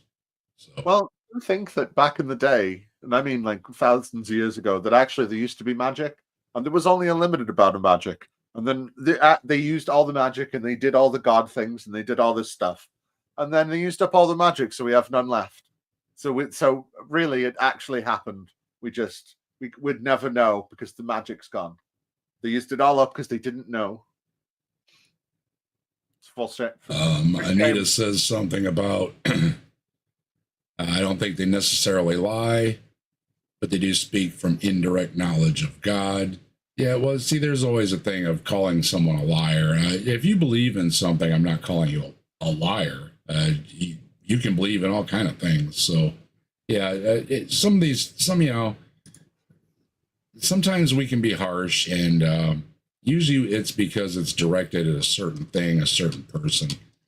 Generally, we live in reality. We know people believe in a lot of things, and and I'm just not out on the street, so to speak, ruining people's day about God. Okay. See, you're on the very different end of the spectrum. But when you're an apologist and you're bringing it out here like these folks are, then you invite retort. So it's all good. They can say it, and I can respond to it, and they can respond back. So I'm a mystic, and I have had mystical experiences, and I'm also an atheist. So there you go, Anita. Take my word for it. Yeah, I'm open to things, and like I say, everybody pretty much knows me. I also explore ghosts and cryptids and aliens and all kind of otherworldly claims. And if you have a bump in the night and maybe some footprints in your backyard, or maybe you've seen something, feel free to contact me. I'd love to hear your story, and I find these things fascinating. So, did you see that recent video with the Bigfoot standing in the forest and the guy's headlights scanning around? It just possible. came out. I see a lot of them. Oh, it's amazing. It's definitely Bigfoot. I'm sure of it. I've seen it. Okay. If I don't come across it in one of my feeds, I'm sure somebody will send it to me. And I do. I'll see if I can find it for you. Okay. Yeah, I do appreciate. A lot of people send me Bigfoot stuff and related things. And thanks for sending me all the material, all the videos, all the links, all the photos. Deconverted Man just sent me a picture earlier, sent me a photo in my email. I came across a Bigfoot display in the store, snapped a picture for me, sends it over. I've gotten plenty of videos lately with the AI Bigfoots. People send me the sightings. When I was at the dentist, they were telling me about the Bigfoot sighting in Michigan because they know me at the dentist too. So, if you hear these things, any of that kind of stuff, drop me a line. I'd love to hear about it. Oh, this is from a year ago, but I found it. It's in. I just put it in chat. I'll put it in private chat too. Anyway, it's a scary one. Let's see if it catches up here. He looks just like Sasquatch. Just like Sasquatch in the movies. The Sam Squanch. Amazing. I'm a believer now that I saw him. Let me see if I can speed it up. There we go. Hit the update. Okay, there we go. Lots of folks in the chat. I appreciate everybody stopping through. Lots of chats going on. Dropping a Bigfoot emoji, standard deviation. Awesome. Let me Oh yeah, I've seen this video. Okay. That's, yeah, you got to wonder what he's doing with his headlights. It's kind of interesting. It seems to be very set up. Very set up, yeah. Yeah, I have seen this. I think Bree or Slim or somebody may have covered it even. So yeah, I remember talking about that. So, but that's okay. I might not have seen it, so it's all good. Send me stuff anytime you come across it. Deconverter Man's dropping a link too. Oh yeah, there's a Bigfoot. it's the Bigfoot truck.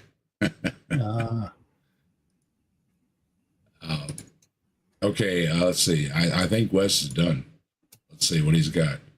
Or that everything came from nothing, right? Okay. Or that everything came from nothing, Pierce. That to me is the evidence I need. Of course, there must be stuff Evidence. that is more powerful than humans. Look at that evidence right there. That's all the evidence I need. Yeah. I spy on people so I can make money because I need more evidence of things. He needs more evidence of things in the real world, but everything else, nah. Mister, I used to run a newspaper and would look under rocks for crimes and things to put in my newspaper. That man is satisfied with that evidence.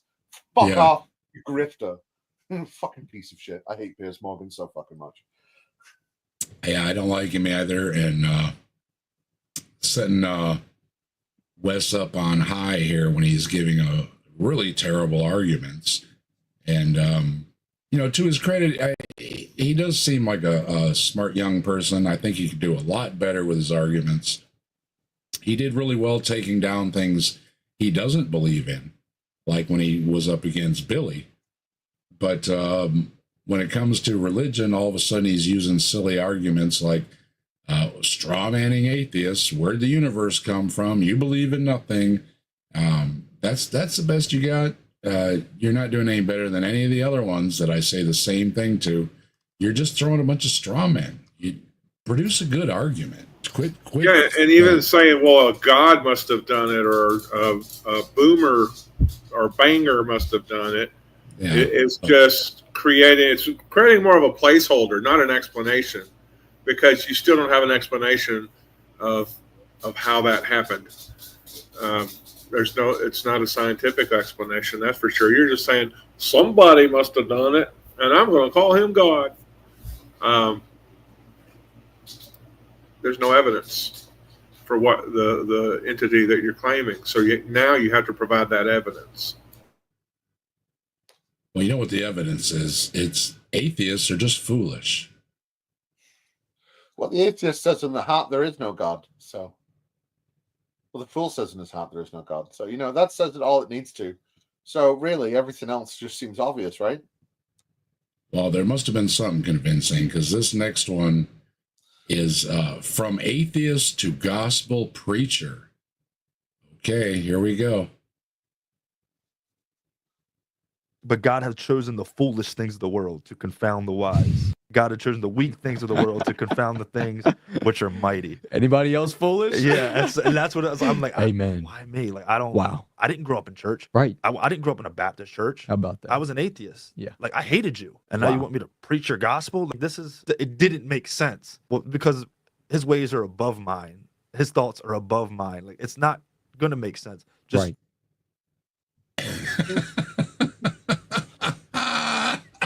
Not going to make sense. Just believe like a little child. It's not going to make sense. I can't understand it. His ways are above mine. I used to be an atheist, but now I believe. Based on what? Well, if you don't understand it, it must be better than you. Yeah, I've got to do this again. God has chosen the foolish things of the world to confound the wise. God has chosen the weak things of the world to confound the things which are mighty. Anybody else foolish? Yeah. See, that's the kind of stuff that you say to kind of massage the egos of the group that you're trying to keep together. Mm-hmm. Because that's what Paul was trying to do, was trying to keep a group together and listening to him. And so he says things like that. Yeah, I know it doesn't make sense, but God's chosen the foolish ones to reveal himself to, and not the wise ones of this world. So God loves you more. Yeah, but that's the that was also meme said that. because they were combating the Gnostics, where it's like, hey, it's all a puzzle, right? So you have to add a little bit of that in there because people like that kind of mystique for some reason with Christianity. It's weird. And the meme always goes around with all the different people on it, and it'll say, why does God only talk to stupid people, right? And Scott's just pointing out, the Bible even says, well, God's not going to talk to the smart people. It's like, well, that's suspect right there. So if the understanding of God is beyond human comprehension, then his understanding of God is also subject to the same skepticism, right? Right. Does he have it right? Because he's a human and he has a concept of God. Why should we believe his concept when he's saying our concept of no God is wrong? And if he's going to base it on absolutely nothing, and it seems like, if it seems like nonsense, well, again, you can pick any religion. I don't see how it gets you to Christianity, right? If you're just going to pick some nonsense to believe in, you can pick any nonsense. There's no, again, as we said before, very, very few people actually explore many religions and then come to the conclusion, well, this one, seems to be the right one for whatever reasons. It's more of this kind of thing. Well, I was an atheist yesterday, and today I'm a Christian because it doesn't make any sense to me. Yeah. It's because when you're born in a time and a place and surrounded by a religion, well, then why look at all the other ones? Everybody is already this one, right? Sure. Yep. All right. One more time. That's what I'm like. Amen. Why me? Like, I don't. Wow. I didn't grow up in church. Right. I didn't grow up in a Baptist church. How about that? I was an atheist. Okay. Yeah. Like, I hated you, and now you want me to preach. Why did you hate him? See, here Did he again, hate here's a straw man. It's like, I was an atheist, so I hated you. I don't hate this dude. I don't even know who this dude is. He could be a perfectly fine person, just with some odd beliefs. It goes right to, I was an atheist, so I hated you. Yeah, you weren't an atheist, dude. Another bull story. Yeah, it's called. That's a trope that a lot of preachers adopt. I've heard this many a time in a Baptist church. Preachers going, "Oh, I used to be an atheist, and I couldn't stand Christians. I hated them." And then the audience, the congregation would just eat it up because they just kind of smile smugly, like, "Yeah, but God got you, didn't he? God got you, didn't he? Because now you're a Christian and you're preaching the gospel. You used to hate me." That guy even does that. Eat it up. Even the guy he's talking to does that. Like, oh, it's fools. They were fools. Yeah, like, Right. they eat that shit up. Yeah, the Lee Strobel is the one too. With, I was an atheist, and then I researched Jesus. Yeah, okay.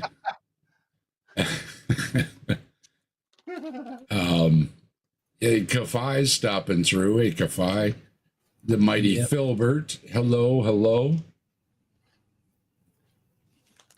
Lots of good folks stopping through. Always appreciate Standard everybody deviation. stopping by. Standard deviation proved aliens up above. So they have this ray gun. Aliens have this ray gun. If they shoot you with it, you don't remember seeing them. So if you've never seen aliens, you probably see them all the time. I saw that in a movie. Yeah. Yep. They do it in Futurama too. Kapai used to be an atheist. Well, we all used to be atheists. And some of us still are. I was an atheist. I think it's in those Bob Jones University homeschool textbooks.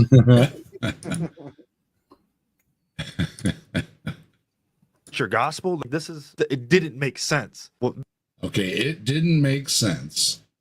Yeah. Now, what made it make sense? Because his ways are above mine. His thoughts are above mine. Like it's not Okay. going to make sense. So it still doesn't make sense. It didn't make sense to you then, so you were an atheist. And it doesn't make sense to you now, so you're a Christian. So just Right. an Do it. Step alcoholic out and by was faith. forced to find God through AA. Because that like, He probably See, met a how girl and he went to else do you church. go, nothing convinced me. It still doesn't convince me, but it's 100% true. Okay. Yeah. So it doesn't make any sense to you, so you're an atheist. And if it still doesn't make any sense to you, become a Christian. All right. I then. think he met a girl who went to church. Oh, God. At least a few people's heads, and they decided, I want to become a Christian. I remember meeting a couple of those girls in my time, and holy shit, that was a convincing argument for Christianity. Oh, I'll have to give, that's a new one. I haven't heard the same answer given to why you were an atheist as you are to why you are a Christian. So that was interesting. Yeah. I mean, it doesn't make any sense. So you were an atheist, and it still doesn't make any sense, but you're a Christian. Interesting. I haven't heard that one before. That's a new one. I'll give you that. That's a new one. Hey, at least it's new. Yeah, it still doesn't make any sense to me. It doesn't have to, but It's a when you new listen to the same 5 arguments over and over again from these fuckers, something new, you know. I do. I appreciate it. Yeah. I do. Good job pulling out a new one. I do appreciate them. Very, very interesting insight. It doesn't make any sense. So be a Christian or be an atheist. I don't know. I think that helps anybody decide, but unless you just want to hate Christians, which I don't hate Christians. I don't hate people for absolutely no reason. There's got to be a really good reason, and you'll know it. All right, who's next here? Okay, this guy. Oh, The hope of life. yeah. Where's the the? hope of life? You think your fan's pronounced? This guy makes a lot of videos, and let's see what he says in this one. Proving these atheists aren't durable or moral. Theists. If atheists get mad in debate, they are not very durable. Durable? Durable. If I I'm get durable. mad in a debate, it's often because of somebody like Jim Bob saying I don't know something, about durable. like calling me a name, and then I'm like telling him to F off. So, maybe don't do that. How about that? Just a suggestion. And that's because they're not very moral. What the hell's it got to do with my morals? If you're being a jerk and I'm like, you're being a jerk, and I'm kind of angry, I don't try to take it to heart very much with these clowns, but yeah, maybe I'm a little angry that you were calling me names, and yeah, what's that got to do with my morals? If anything, your morals are lacking because you were calling me names. How about that? That's why they get mad at people that just, want to tell people about God or heaven, which is... No, it's not that. It's the God in heaven thing, and then that's so nice, but then they throw in you're a demon, you're going to hell. That's the part that's not so nice. I think you're leaving that part out, maybe on purpose. Or sometimes Maybe. it's because they come up to you in the middle of the street and just say, "Have you heard about our Lord and Savior Jesus Christ?" And you're like, "Will you leave me the fuck alone?" And they won't. Or the folks like Banana Man and the rest of them. You got people Well, trying I mean, to like, enjoy just- their day I don't at the even just beach or mean- something. Yeah, I don't and you even got this. just mean like I don't know. Maybe it happens to be more because I'm a goth, but and I'm in Britain. But I get stopped occasionally, and people go, have you tried Jesus? And it's like, what the fuck are you? What's wrong with you? I'm just sat here on the bus, like. Well, I understand, wanting to spread the word and, I understand the JW's got it. Oh, speaking of JW's, I've got something. I was talking about the JW's the one day, and that I said they don't knock on my door anymore. And I said they've taken to writing letters, okay? Really? And somebody was asking, really? And I was like, yeah, well. They got tired of the medical bills. I got tired of the emergency room. That's why they don't knock on doors anymore. This has a stamp on it, a real stamp.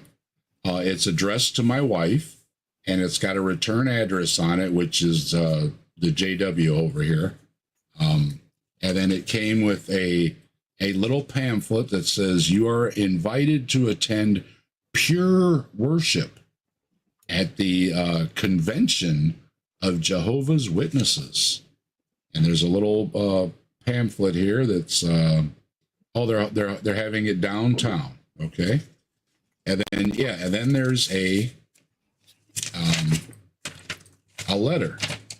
Now this is not handwritten. Obviously, they did write the name on here. It does say "Dear Mrs. Desk" on top. The fact it says Mrs. Desk is a nice touch. And it says, hello, my purpose today is to invite you and your family to attend a 3-day convention, absolutely free, ! Everyone is welcome to attend this event, and you can attend according to your availability if you're not able to make it all 3 days. And then they list it's a Friday, Saturday, Sunday, what's going, little itinerary there, and a verse from Matthew, and then it's signed. So yeah, that's what the JWs have taken to, and I've got it here in my hand. Here, you can hear that. I don't have my camera on, but there you go. I got the paper in my hand, okay? And yeah, it's addressed to Mrs. Desk and everything. So there you go. So in the late 1950s, my dad actually grabbed a Jehovah's Witness by the shirt collar and the pants and threw him out through our door. And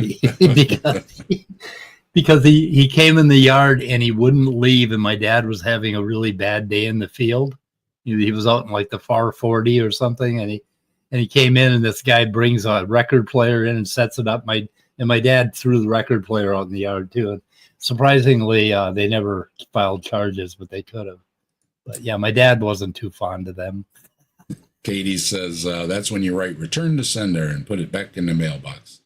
And my wife was just about to, give it the rip and toss it in the garbage can. And I said, wait.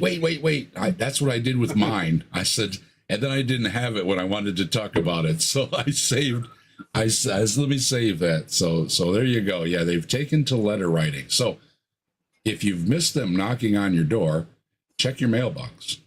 I do so miss them. Okay. I used to invite them in all the time and have talks with them. Yeah.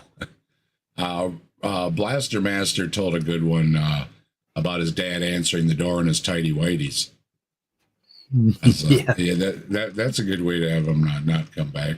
I was always nice to him, but I had another friend that when they came to the door, he'd just get this weird look on his face and fluff his hair up and say, "I'm Satan, I'm Satan," and chase them back to their car. Yeah, they ran. Yeah, without the way my neighborhood is designed here, if the house or two on the corner weren't there, I could almost see the JW hall. So it's pretty close. And yeah, I never see them coming around. So I was kind of wondering, are they okay? And it seems my neighbors letter writing. So there you go. My neighbors were JWs, the Johnson family. They had 13 kids. Oh boy. Yeah. I have no, and that's too much. I have none, and that's too many. So we are not durable or moral, probably because we ran into a jerk Christian in a debate room or something. Okay. Let's see what he got to say. Only the point. Heaven. That's why you tell them about God or Jesus. Because to heaven. They're mad that they're getting told that they want to live. I like his angle. I like the camera framing. It's top notch. Yeah.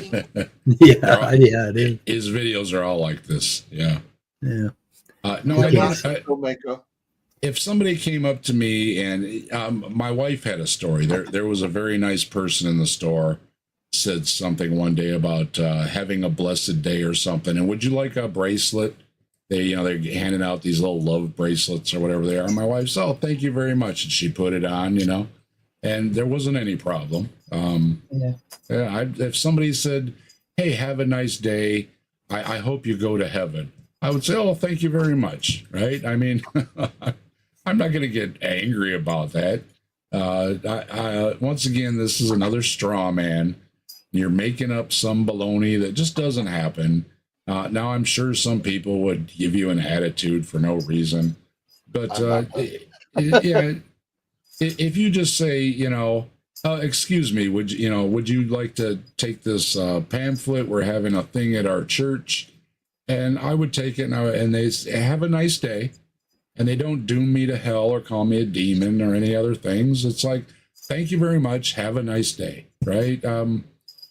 It's not that big a deal. Now, totally different when you're making a video and you're telling me all this straw man garbage and telling me I'm going to hell or calling me names. I might respond a little more fiery. Okay, but no, I'm not bothering people that are saying, "Oh, I want you to go to heaven." That's just ridiculous. That's pathetic. It's like they're What's pathetic is you making up this story. too depressed to care. Too depressed to care. Okay. Well, Right?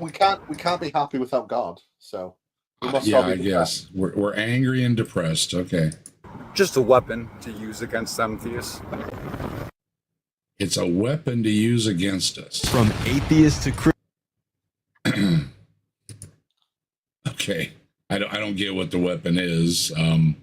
Well, you see, apparently they come there's at a us with the light of God, and our gloomy depression overcomes them because the power of Satan is stronger than the power of God, because Satan rules our world instead of God. okay. It's the best I've got. Yeah, I wouldn't call it a weapon. I mean, that doesn't sound good. You were just talking about supposedly how nice you are, and you just want to go to heaven. And here's a weapon to use against them atheists. It's like, it took a little turn there. It took just a little bit of a turn. As a person with chronic depression, it's not really a weapon against theists. It's more a weapon against yourself. Yeah.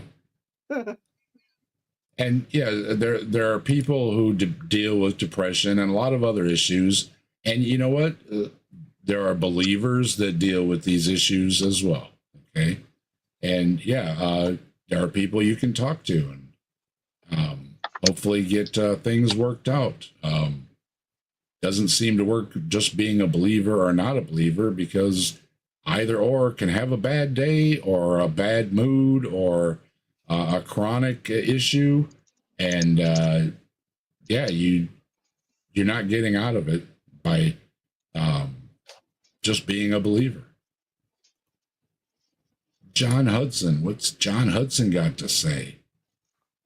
Can it be story time now, Dave? Please say yes. Your voice is just oh so calming. It's about that time, isn't it, John? You ready for Betty Bye? Kick back and get comfortable. I'm pretty close. I'm pretty close, Dave, to bailing on you. You're all pretty close. It's 4 o'clock. You're an hour behind. It's only 10. It's only 10 o'clock for you. I gotta go watch my series, Oh, and I gotta try to get okay. to bed tonight. The stories are on. Yeah, as always, you're welcome to drop out if you want to drop out.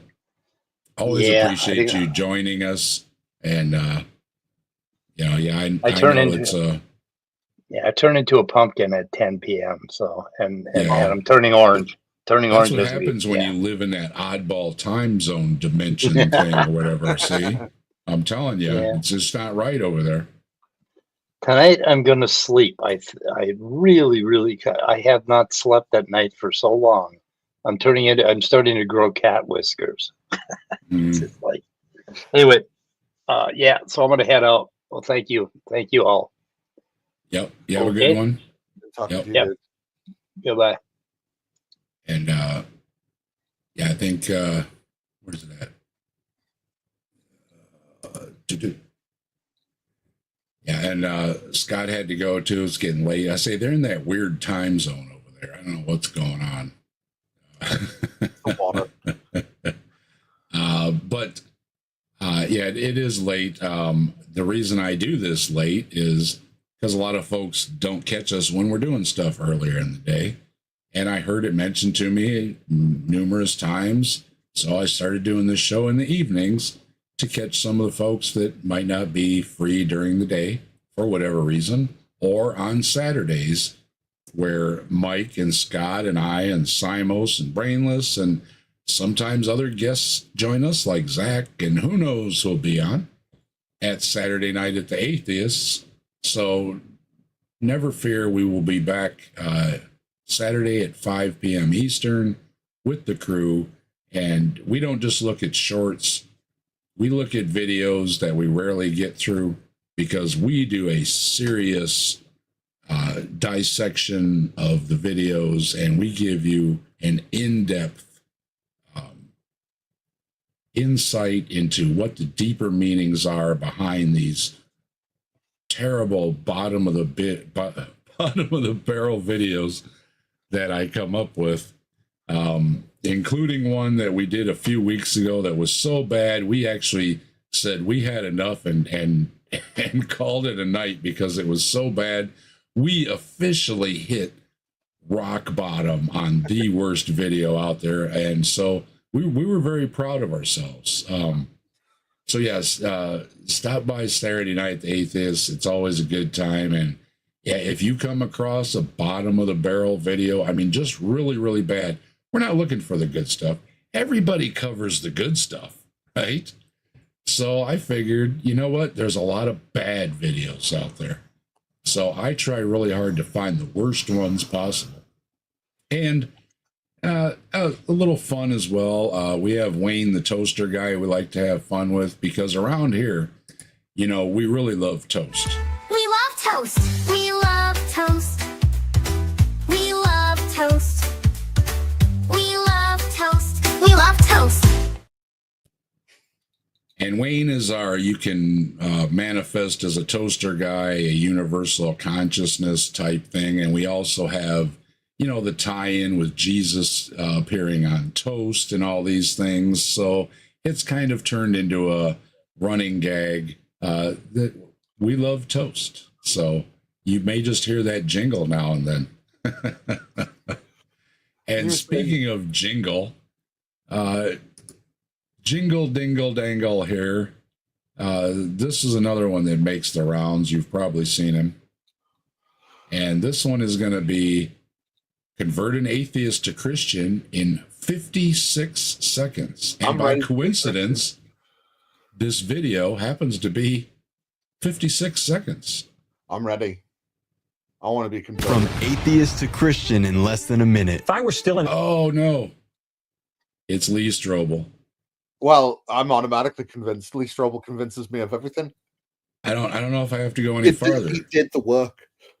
And who's he talking to? Oh, is he talking to Kirk Cameron? You know, he was really good in Growing Pains with Leonardo DiCaprio. Yeah. Yeah. And I didn't watch that show either. An atheist, this one line of evidence would convince me that God exists. Virtually every.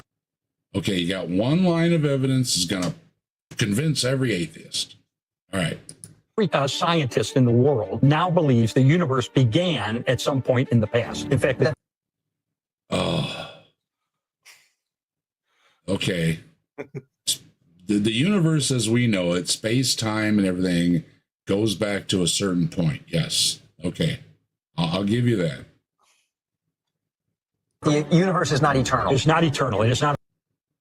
Okay. Okay. Space time is not eternal. However, energy is. And space time might be eternal. We don't know. We don't know. That's true. For what we're measuring, though, we're living in a 14 billion year block. What happened before that could be a lot of things, and I don't really think it matters that much, because whatever caused the Big Bang, it caused the Big Bang. So there we go. But okay. Not always existed. The proof is now in place that the universe had a beginning. Well, the proof is now in place. Okay. Well, you know, he's got a minute and he's wasting his time. I know. I'm 18 seconds in, and I'm already saying, "Oh no, it's Lee Strobel." Okay. that makes a strong argument for God, because whatever begins to exist has a. Oh, cripe. Wow. Whatever begins to exist, well, except for God. And quarks. God didn't begin to exist. They made that exception to the rule. And quarks just pop in and out of existence, you know. Yeah, and fuck the quarks, right? They're just really small. Yeah, when you get to the quantum level, sure, all these weird things can happen, and your ideals here go right out the window. But we'll listen anyways. Whatever begins to exist, yeah, I've heard this before. This is convert an atheist. Really? You think this terrible argument is going to do it? All right. A cause. Therefore, there must be a cause behind the universe. Well, then you ask the question, what kind of a cause could bring a universe into existence? It must be transcendent because it existed apart from the creation. This little nodding underneath. It's just, yes, you see? Spitting back. Yeah. Yes. And see, this is one of the things. Now, this younger person here is just running into the Strobel probably for the first time. And, the guy's making a lot of sense to me. So then he's putting out a video, putting atheist in the title, putting atheist with a hashtag so that I'm going to come across it when I'm running my searches. So for me to pick this and say, convert an atheist to Christianity. And then you've got Lee Strobel, and you're using the first cause argument. Okay. Yeah, but if it didn't work the 16 billion times beforehand, it'll definitely work this time. That's the thing. We keep when people say, why do you keep addressing the same arguments? Well, because they keep coming up, because you got people like this guy here that or this person here that's saying, oh wow, this is really great. I just came across this for the first time. It's the same thing if somebody just came across Hawaiian Shirt Guy or Ken Ham or anybody else for the first time. I get it a lot. Somebody just said to me recently, "Oh, you need to read Lee Strobel or something like that." Or what was the other one? Somebody said Ken Ham has a great research team going on, and it's like, really? Why don't you tell me, something I don't know anybody or anything about this person? Because you're bringing up somebody I know everything about, and then you're telling me, "Oh," I was like, "Look, I heard about it decades ago. You need to catch up." But this is what happens. Somebody comes, and not just necessarily a young person. It could be an older person who's just never ran into this stuff before, and they're running into it for the first time. And then they're going to make a video. And then they're going to put a hashtag atheist and science and all kind of things to catch my attention on the bottom. So you're going to get a response. And the response so far is Lee Strobel's terrible. He's a charlatan. I think he's lying through his teeth. And you're nodding along and agreeing with it, with your it's not meant for us anyway, is it? Christ something hat, Christ life, something. Okay. Well, it's because these videos aren't even meant for us anyway. It's meant for, fucking doddering Christians that are like, oh, this is just the most amazing thing ever. Look, well, the young man is agreeing with the well-known perceived Christian knowledge. Isn't it just so wholesome and grand? I would agree with that if they hashtag Christian, but they hashtag Christian, atheist, science. So, yeah, but you're gonna you think Christians don't look for how to own atheists? Oh yeah. So, like, I don't think any of these people really expect any of us to ever watch them. Do you know what I mean? Yeah. Because like it's not for us. They know they're not going to convince us. Half the shit they say is to convince people that already believe, that are like on the edge of, oh, I've got a little bit of doubt here and I've got a little bit of doubt there. Rather, you know what I mean? Rather, or I'm going to go, they're dispelling information so people can go proselytize to others.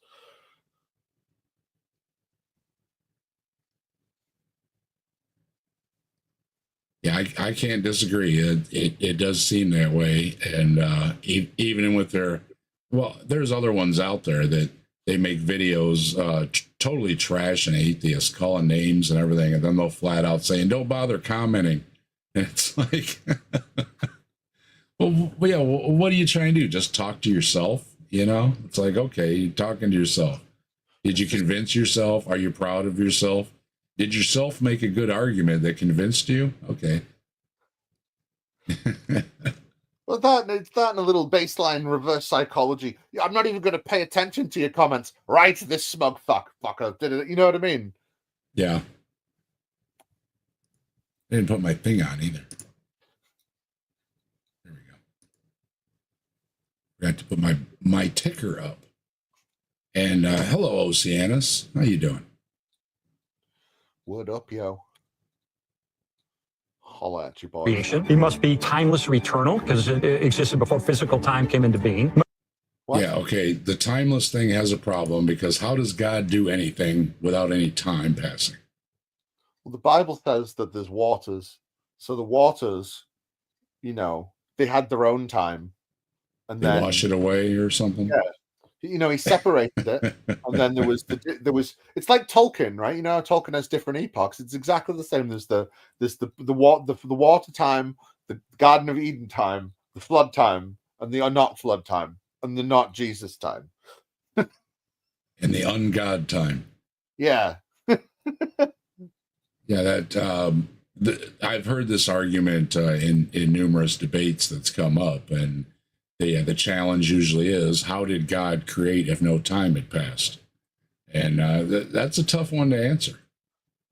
Of course, Because I always find they rely on God works in mysterious ways and he's unknowable. well, yeah, that's what I was going to say. You know, more of the more serious discussions. Of course, somebody like this is just going to say, "Well, Lee Strobel said."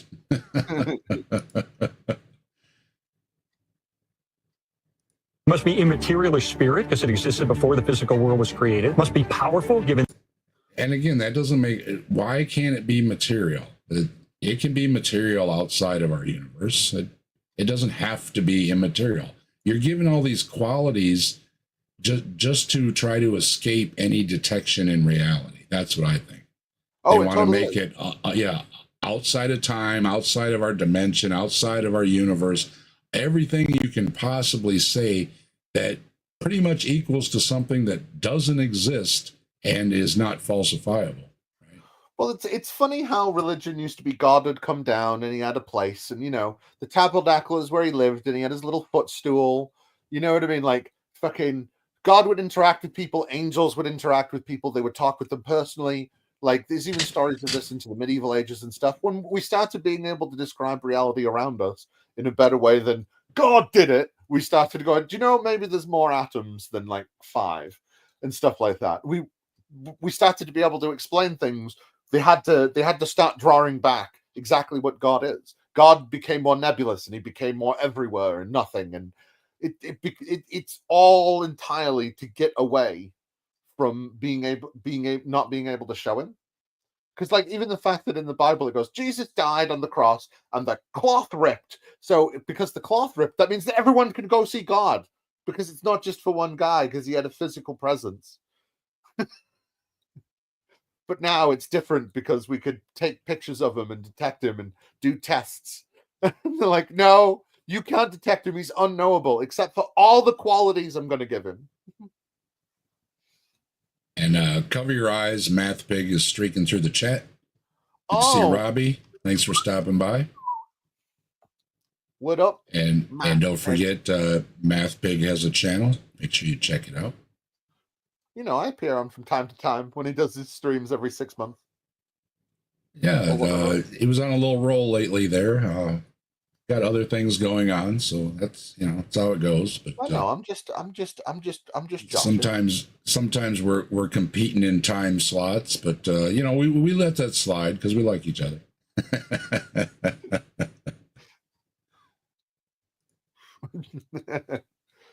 And the immensity of the creation event must be smart, given the precision of the creation event.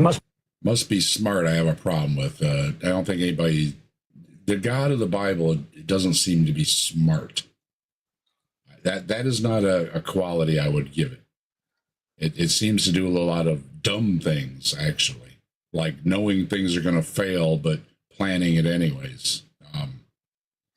Let's say I'm going to do a project, but let's say I'm going to build a deck, okay?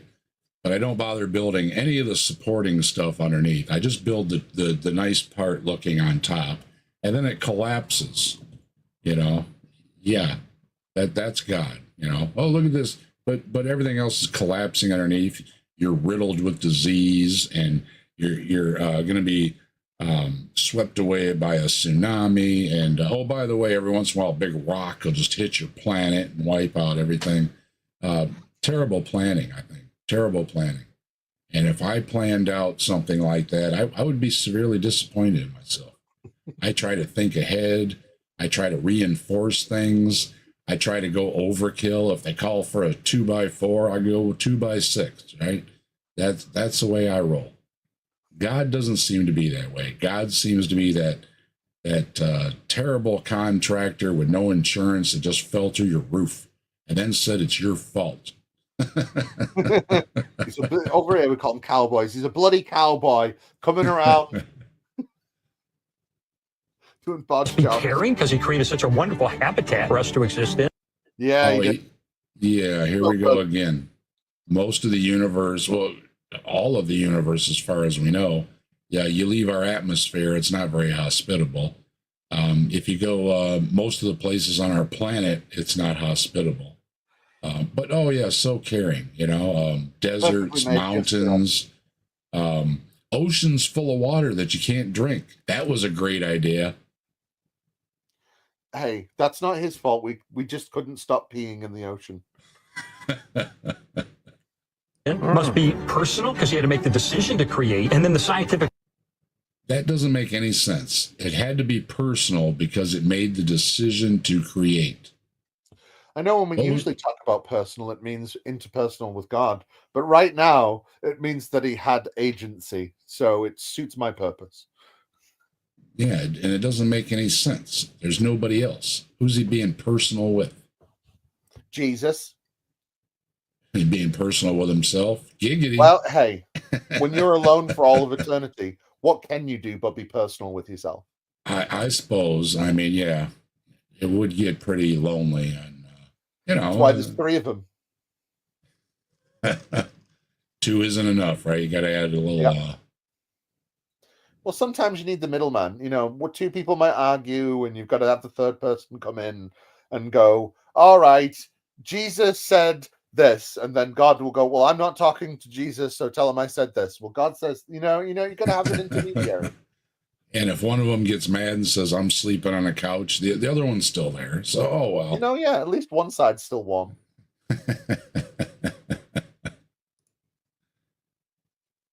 Your arguments, as expectedly, are terrible, and you only got a couple seconds left, and I don't think it's going to improve. The principle of Occam's razor tells us there would be just one creator. What? Occam's razor says there'll be just one creator? No, it doesn't. But he called it a scientific principle. It's not that either.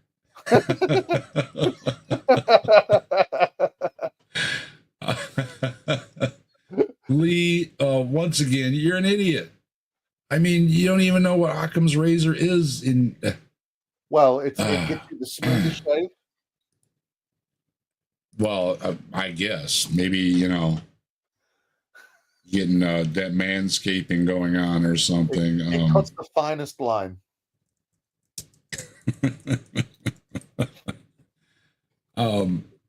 He's just throwing things out, and it's not Occam's razor that there's a God. That's not it.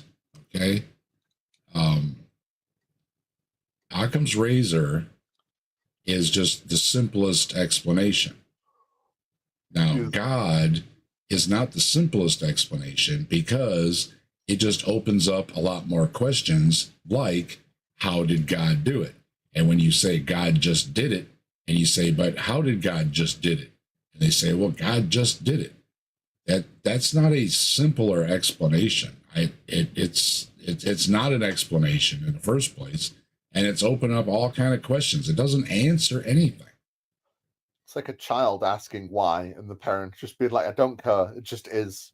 It just is. Yeah, it just is. And that's fine. You know, if that's all the answer you got, and yeah, but it doesn't get to the deep theological search for the true meanings of all this stuff, and it's going to get you down to what is this? You're going to convert an atheist in 50 seconds or 56 seconds by it. Well, I was convinced 30 seconds ago. So, well, I was, yeah. Well, as soon as I saw it was Lee Strobel, it didn't even take that long. What was it? Let me see. Let me see. Let's count here. From atheist to that was 1 second. See, instant. You know, that's the power of real truth right there. I saw it was Lee Strobel, and I said, "Yeah, this is garbage." So, Cliff, terrible. Okay, we know who Lee Strobel is. I think he's terrible. I think he's a jerk. I think he's a charlatan. He doesn't have any qualifications for anything he speaks on. He's a journalist. He's just a writer. Okay, he writes. All right, and that's why he writes books, because he's not a scientist or a theologian or anything else. He's a writer, and he's going to write what he thinks will sell. And if it's, I was an atheist, well, then it sells. And he's sold a lot of books doing it. But he's not a scientist. He's not a theologian. He's a charlatan. That's all he is. And he's not going to convert any atheist to Christian in 56 seconds with these same terrible arguments we've already heard a million times and dismissed as many. And that means, where's it at? That's the only thing I like. See, we're keeping this up here, then this down here moves. I can't win. I just can't win. Yeah. Hold on. Right. I'm going to drop out because it's 4:30 in the morning here. Yep. I got about another half hour to go, but well, it's been fun. Yeah, I always enjoy having you, Zach. Always welcome to stop by. You have a good evening. I do have one thing to plug before I go, though. Plug away. Aside from my channel, go subscribe to the Shaken Fist. It's fun. I do things. But I on Thursday, I might have facilitated and recorded with one Michael Beverly an interview with Braxton Hunter. So you should keep an eye out for that. That'll be really fun.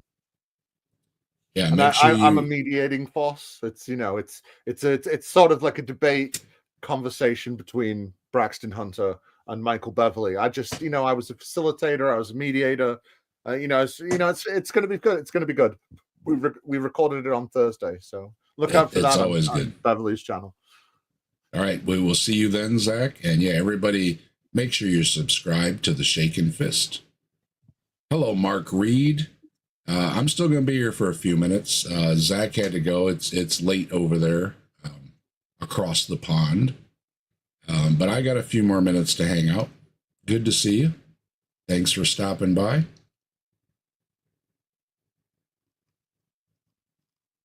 Mark wrapping up his show over there. And yeah, if you're not subscribed to Mark Reed, you should be subscribed to Mark Reed too.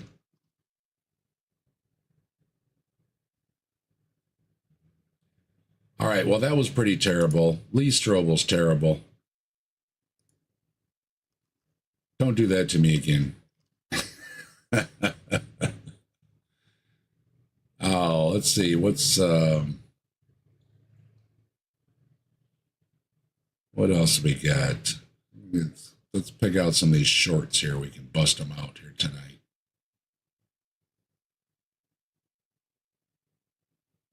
Oh, well, let's be fair. Let's spread it around a little bit. I've got something on the Quran here. So let's take a look at that one.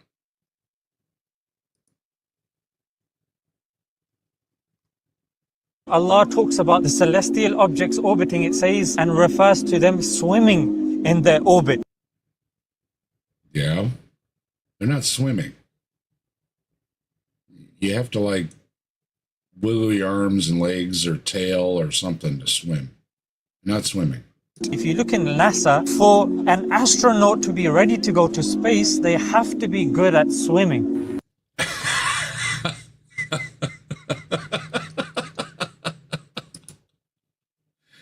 The astronauts have to be good at swimming. Okay. Thank you, Tilting Windmill, for dropping the link. Appreciate that. No, the reason that the astronauts practice in this tank is to simulate weightlessness. They make them buoyant, neutrally buoyant, I believe is the term. And it simulates working in zero gravity. You don't have to be able to swim, although it's not a bad idea for everybody to know how to swim. But, okay. A little confused, I think. I think you're just a little bit confused what's going on here. And this is where all astronauts start to train for spacewalks. And that's why they have a swimming pool 3 times the size of an Olympic-sized swimming pool to simulate the movements that they will go through. Exactly. Yeah, that's simulating zero G. It's not. They're not going to swim, and I don't know how this compares to the planets swimming around the sun, like the Quran says. This is taking something way far away from your original claim of the planets swimming around the sun. Exactly. Yes. And they have to do it. Dude, that's not an aha moment. It's like, what are you talking about moment? In a pool. And this is a man who could not read and write. He could not read or write. Oh, and that's well known. Absolutely. Oh my goodness. Atheists cannot.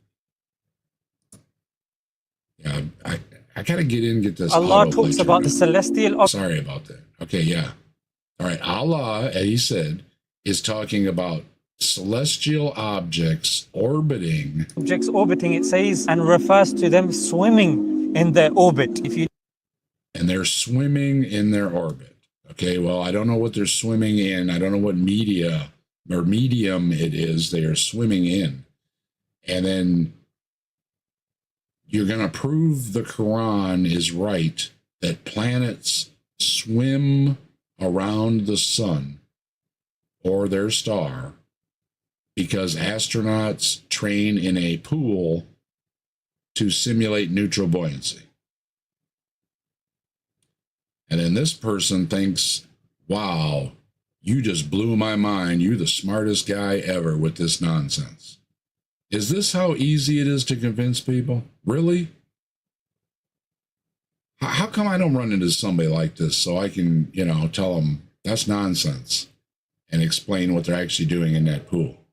No, he's got the perfect person who says, aha, wow, he had it all figured out back then, did he? No, this is terrible. This is terrible. Quran is terrible.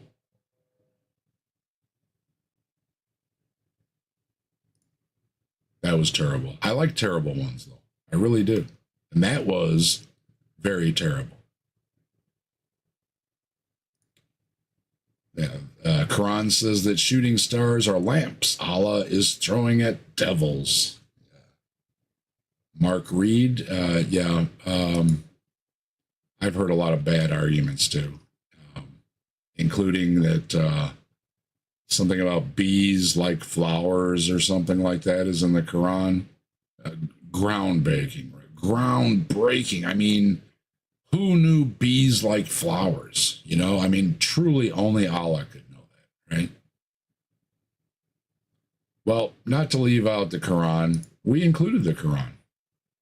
And no, the planets are not swimming. There's no comparison to the astronauts swimming.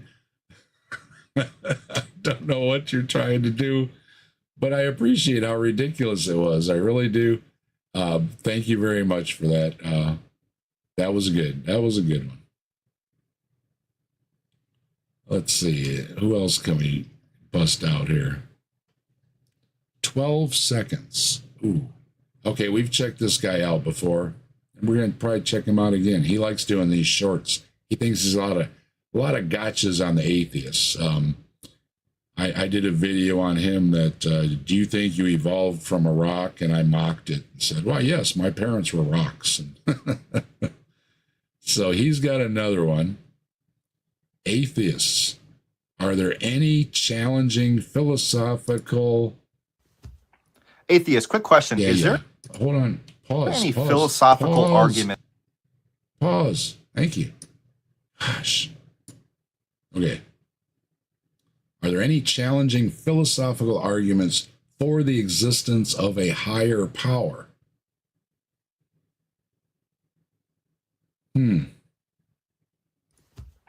Atheist, quick question. Is there any philosophical arguments for the existence of a higher power that maybe you find challenging or thought-provoking? If so, how would you respond? I want to know. Comment below.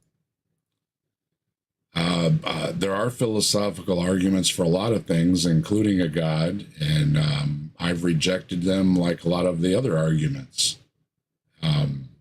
As I've pointed out doing these shows, you don't have any new arguments. Your arguments have already been dismissed. Repeating them isn't going to change that. And the only new twists we get are just really ridiculous things that are humorous. Indeed, I do appreciate them. I am entertained by hearing them, but I don't think it's improving on an already bad argument. It's just making it even more ridiculous. Now, can I prove that there's not some super brain out there in the universe? No. Could there be more intelligent beings than us in the universe? Sure.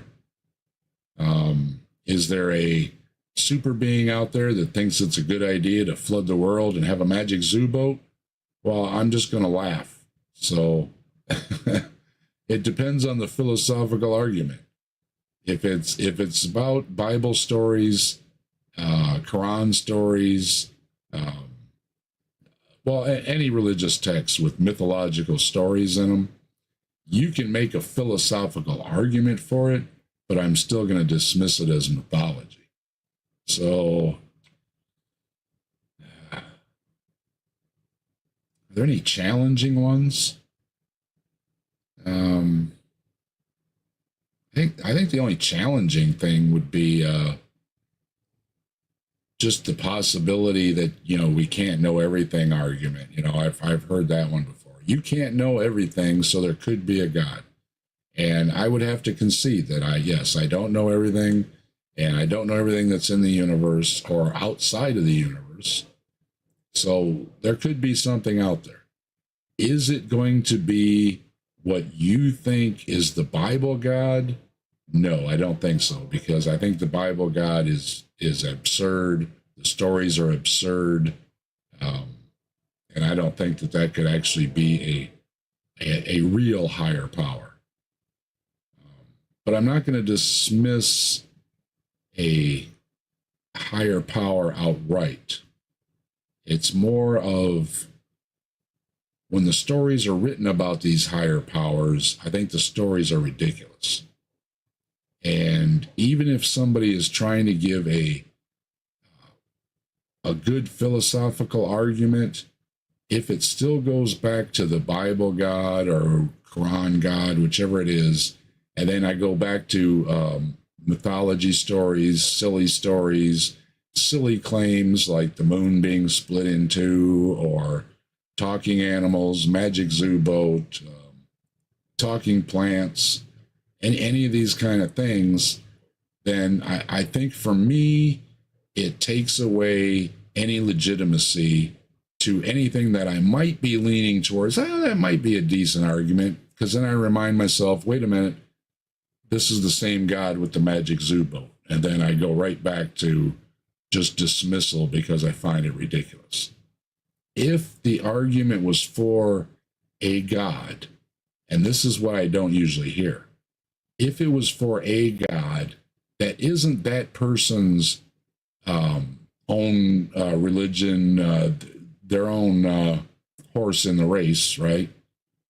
Just an argument for some kind of a super being, that would be interesting to hear, but I don't usually hear that. It always goes back to they're defending their God, not a God. So there you go.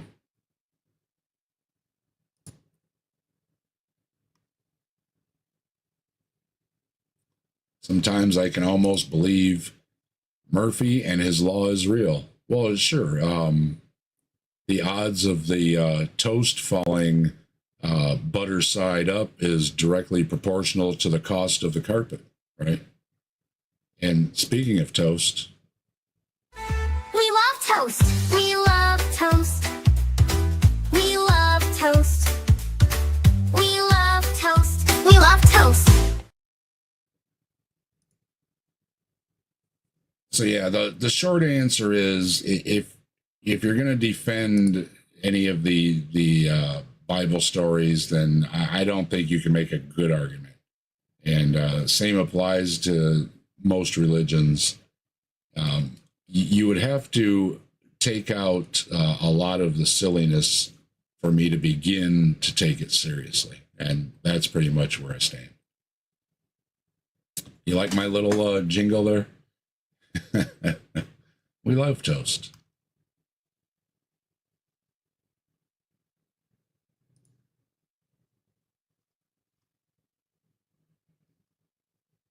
And let's see, who else can we do here for some laughs? Oh, wait a minute. How about some cat cur? Cat cur is always good. Let's do a little cat cur here. What's cat cur got to say? Have you seen? Okay, we got Blobfish here interviewing Cat. All right. And Kat saw Elvis Presley in heaven. I wish my mother was still alive to hear this. All right, here we go. Have you seen Elvis Presley there? I've seen him more than once. Really? One of the first, I guess you would call him a celebrity. By the way, the word celebrity means. I guess you would call Elvis a celebrity? Yeah, man, I guess. Yeah, he was like one of the biggest things, filling theaters and Vegas shows. Yeah, I would call him a movie star. He's a celebrity. Means something to celebrate. It doesn't mean that you worship them. That doesn't make them an idol. It means something to celebrate. I don't think that's really what we call celebrities. But okay. So he's not so special in heaven? I did see Elvis. And the first time I did, I was being taken in certain areas of heaven. And it was a beautiful garden. It was a chapel, not a massive chapel. So there are smaller places if you want to go there. Well, that's good to know, because I sure would hate a crowded chapel in heaven. I really would. I heard music. And so I was with Jesus. And you were with Jesus? Okay. I was with the Holy Spirit at this time, and he moved the door open. There was also an angel with me. I guess they and an angel. Okay. think I might get lost in heaven. That's just They didn't want you to get lost. All right. It's a joke. You can't get lost. But they but you can't get lost. So what do you need an escort for, and opening the doors and everything? moved this door open because I could hear the music, and it was Elvis playing, and he was playing to Jesus Christ. Wow. When I went. Oh, wait a minute. I thought Jesus and the Holy Spirit and everything was walking with you, but then you opened the church and, oh, that's right, Jesus is everywhere all at the same time, some kind of thing, and in a small chapel. Elvis was playing for Jesus. Well, that's nice. I was taken by to see him. He was only playing to the King of Kings. Oh, he was only playing to the King of Kings because he's the king. Okay, I gotcha. Yeah, a little wordplay in there. Okay. Of course, if you don't know who Kat Kerr is, she goes to heaven all the time. And she has some really fantastic stories, including Elvis playing for Jesus in a small chapel in heaven. So, Elvis fans, you have something to look forward to. Okay. You can get like a private show with Elvis. I don't know if that's the young Elvis or the bloated Elvis, but you know, I hope my mom got to go to the little chapel and have Elvis play for her in heaven. That would be really neat.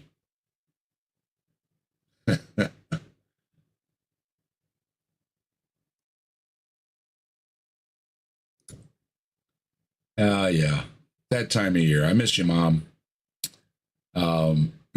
Anyway, my mom was a big Elvis fan. She had a girlfriend who was a big Elvis fan. They went to Graceland, all that kind of stuff. And they're both gone now. And if they are in heaven, enjoy your Elvis show. You deserve it.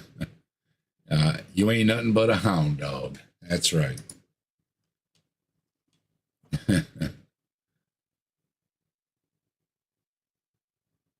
Buddha Betty? Is that what you call her?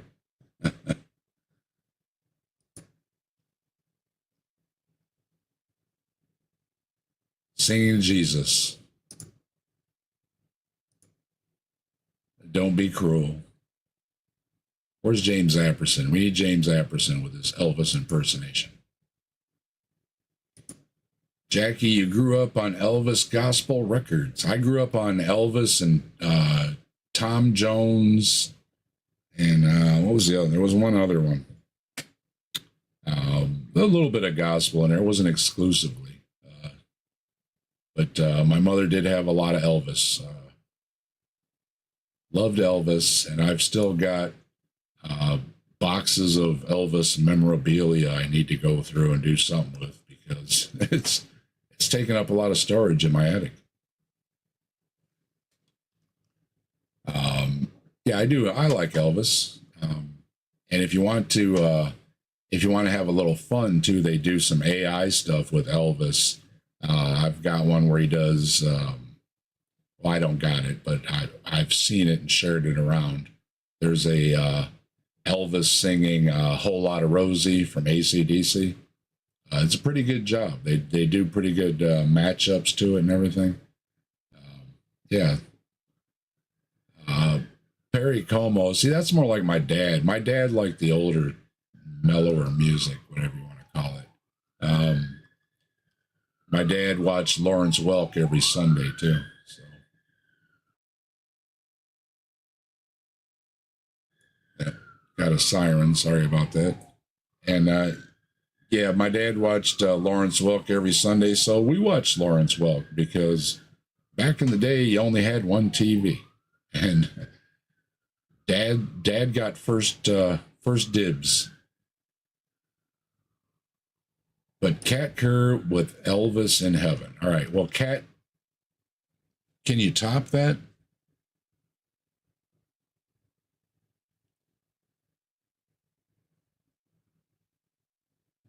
I got another one here from Kat. What's she saying in this one? So I would have to say, I've seen hell. I've seen who was in there. And when I was in heaven, there were more people in heaven than there were in hell. Well, that's good news.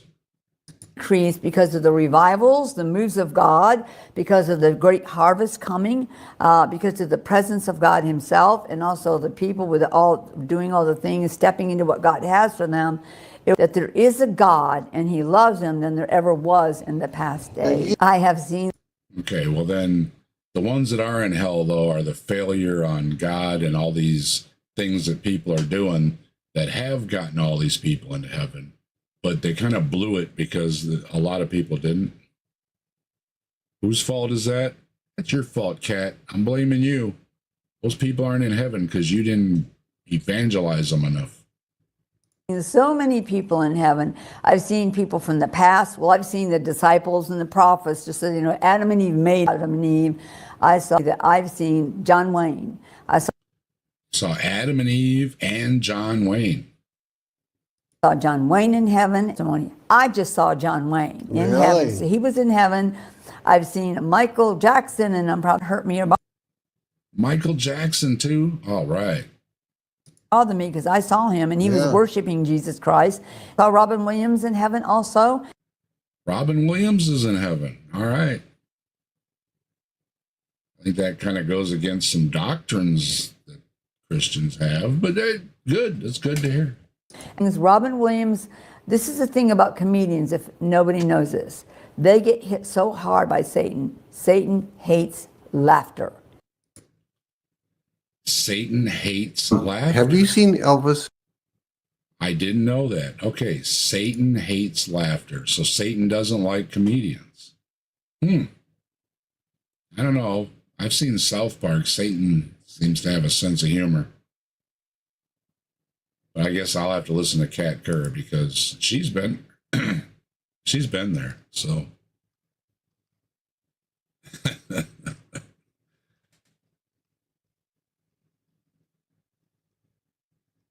I was hoping I had another one there. I don't see any more pink hair. Oh, wait a minute. No, that's not pink hair. Shoot. I was hoping to have another good Kat Kerr one. All right, well, we'll have to find somebody else here. What we got? We got a couple minutes here. All right, let's see what we can. We gotta find a good one to wrap up on here. I got so many, it's hard to decide. Let's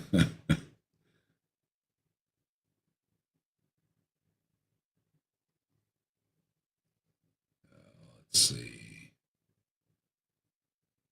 Yeah, I already covered that one.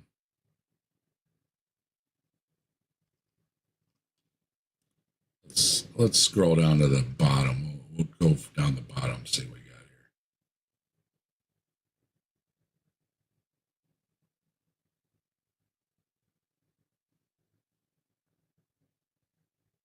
here. Oh, I can't do Stuart. No, Stuart. No, not tonight. Not on the end of the show, anyway.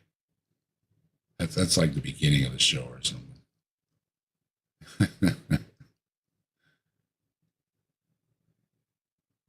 Let's see. 3 things God can't do. Let's check that out.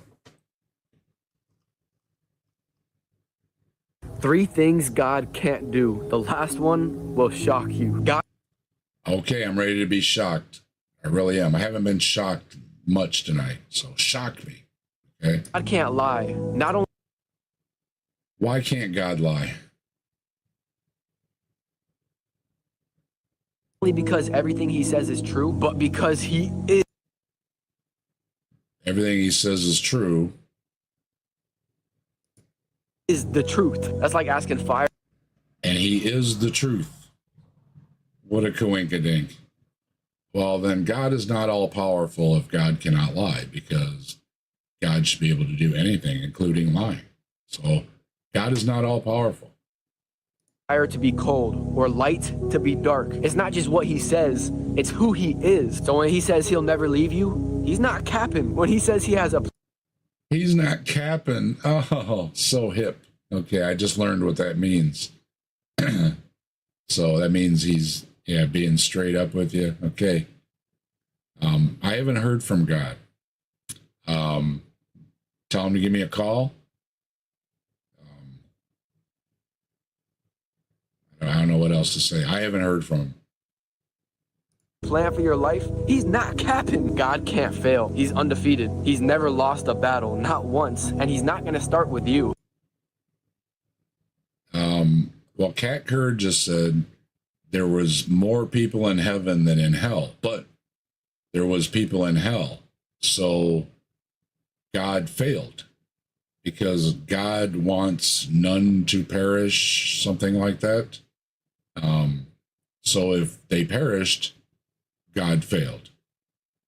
Thinking God is gonna fail you is like expecting fire to freeze or the sun to not rise. It ain't gonna happen. God. Why can't it happen? Didn't God stop the sun in the sky or something like that? Your belief is God can suspend the natural laws. And then you're saying these things just can't happen because of God. God can do these things. You might want to read your book.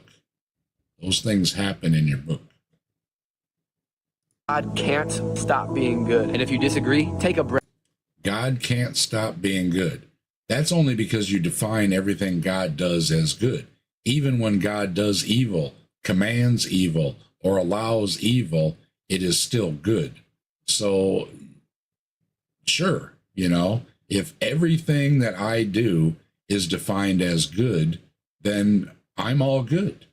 But God isn't really all good. God does horrible things, commands horrible things, allows horrible things, has a bet with Satan to do horrible things to poor Job, who was a righteous man. No. God is not good. Breath right now. That was a gift from God and proof that God is still being good to you. God. I just took a breath, so God is being good to me. Wow. Never stops being good. We just stop being thankful. So let's thank him real quick. God's way too good. If I could thank him every second of the day, I would. Oh, no.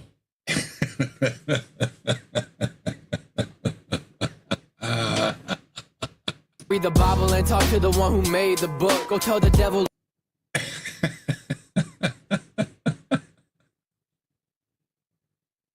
Look, I'm losing, major look. They see me winning. Oh, thank you. Thank you. Good ending. Good and thank you very much. I needed that.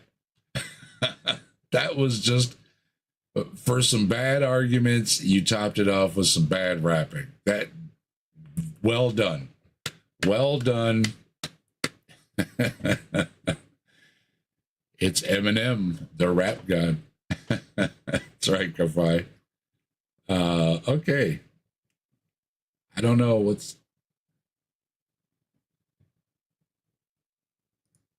I don't know if I can top that. That was pretty good.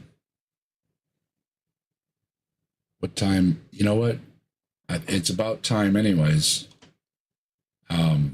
Yeah, I don't think I can top that, folks. I think I'm going to go out. We're going to do that one more time. We're going to do that one more time, and we're going to call it a night. Because that was really good. I don't think I have anything better than that, right? Queued up right at the moment. So,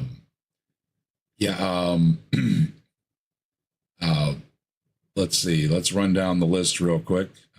Well, Zach mentioned he's doing something this week. Make sure you're subscribed at Shaken Fist. He said, I think he said Thursday something's going to come out.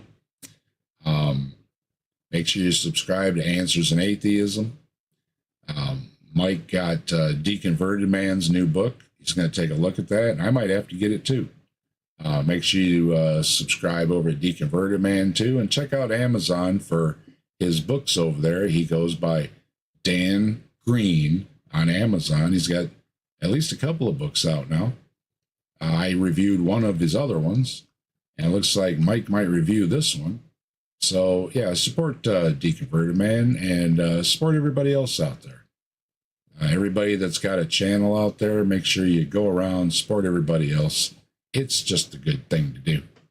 And while you're doing that, make sure you hit the like and the subscribe with the bell so you're notified when I go online. We do have memberships. If you want to join in the fun, we get we have the best emojis here. I mean, we have Answers in Atheism on toast.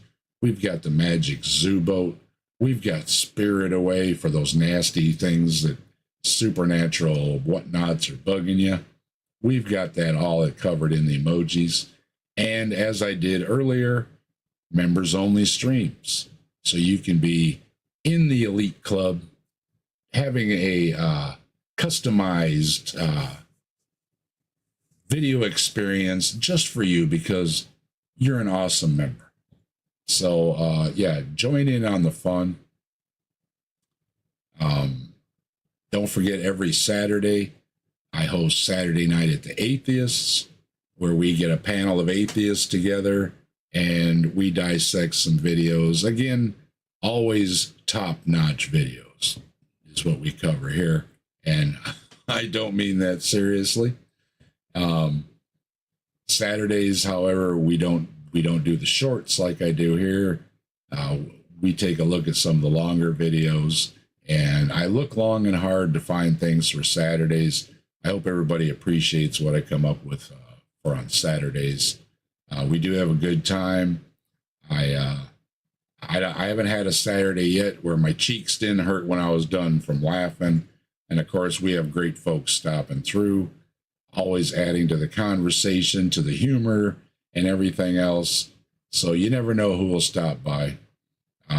It's always a good time at Saturday Night at the Atheists. And of course, once again, the ARC protest is coming up July 6th, a few weeks away. And I'm going. I've got my room. I'm committed. I haven't been committed, but I am committed.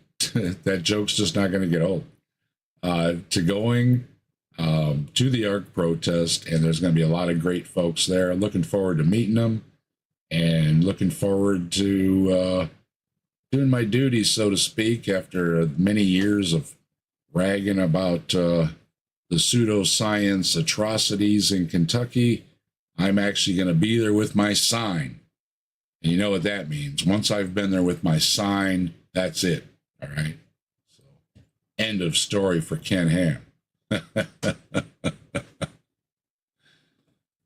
And Ko-Fi Saturday Night at the Atheist is an anagram for Satan. It could be, you know, could be Santa too. I have misspelled it as Santa before for Saturday Night at the Atheist.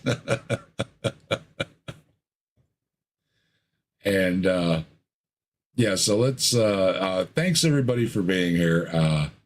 I hope everybody had a few laughs. It's always good to see everybody. John and Tilting Windmill, Ko-Fi, Ryan, Jackie, Dave. Of course, the Daves are here, man. Lots of folks were in here earlier, Jester and everybody too. Thanks everybody for stopping by. There was a lot of chats. I can't even, my scroll thing is going and going and going. So yeah, appreciate all the great chats, always do. And yeah, you're always welcome to drop emojis, drop links for your channels, drop links for other people's channels. I encourage it here. You're welcome to do it. That's why there's so many wrenches out there. So drop links, plug yourself, plug another channel. It's all good. Drop plenty of emojis. And let's listen to this one more time. Thank him real quick. The guy's way too good. If I could thank him every second of the day, I would. I read the Bible and talk to the one who made the book. Go tell the devil, look, I'm losing, major look. They see me. Ha! Made you look. That was a good one. That was a good one. I got to give that to you. There we go. You got to love a bad apologist with a bad rap song, right? I mean, really, really, really, really bad in from both directions. And with that, I am going to sign out. I hope you all have a good evening, a good day, a good morning, wherever it may be for you. Appreciate everybody stopping by. Much love. And let's go out with our Night Watch outro. And I'll see you all hopefully on Saturday. Under the moon where shadows shadows play, but gentle lights the calm relay. Stories unfold in the softest sound. In the night watch, we're tightly bound. A cozy vibe whispers through the stream, like drifting slow inside a dream. Conversations linger late and free.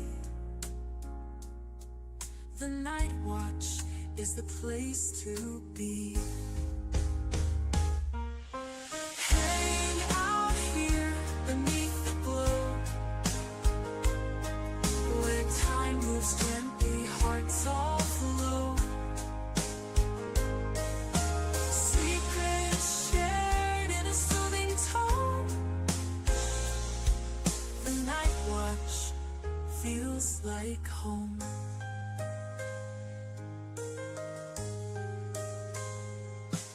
A laugh, a thought, a quiet tale.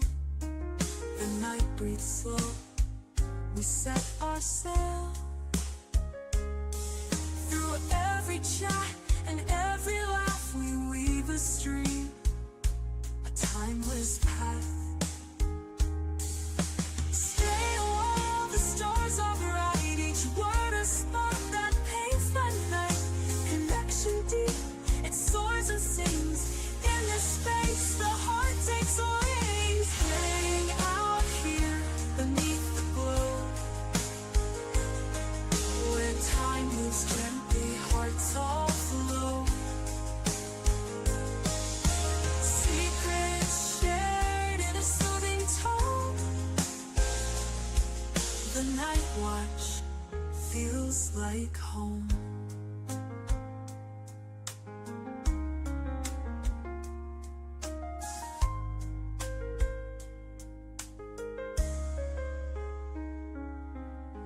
Hang out here beneath the glow, where time moves gently, hearts all flow. Secrets shared in a soothing tone. The night watch feels like home.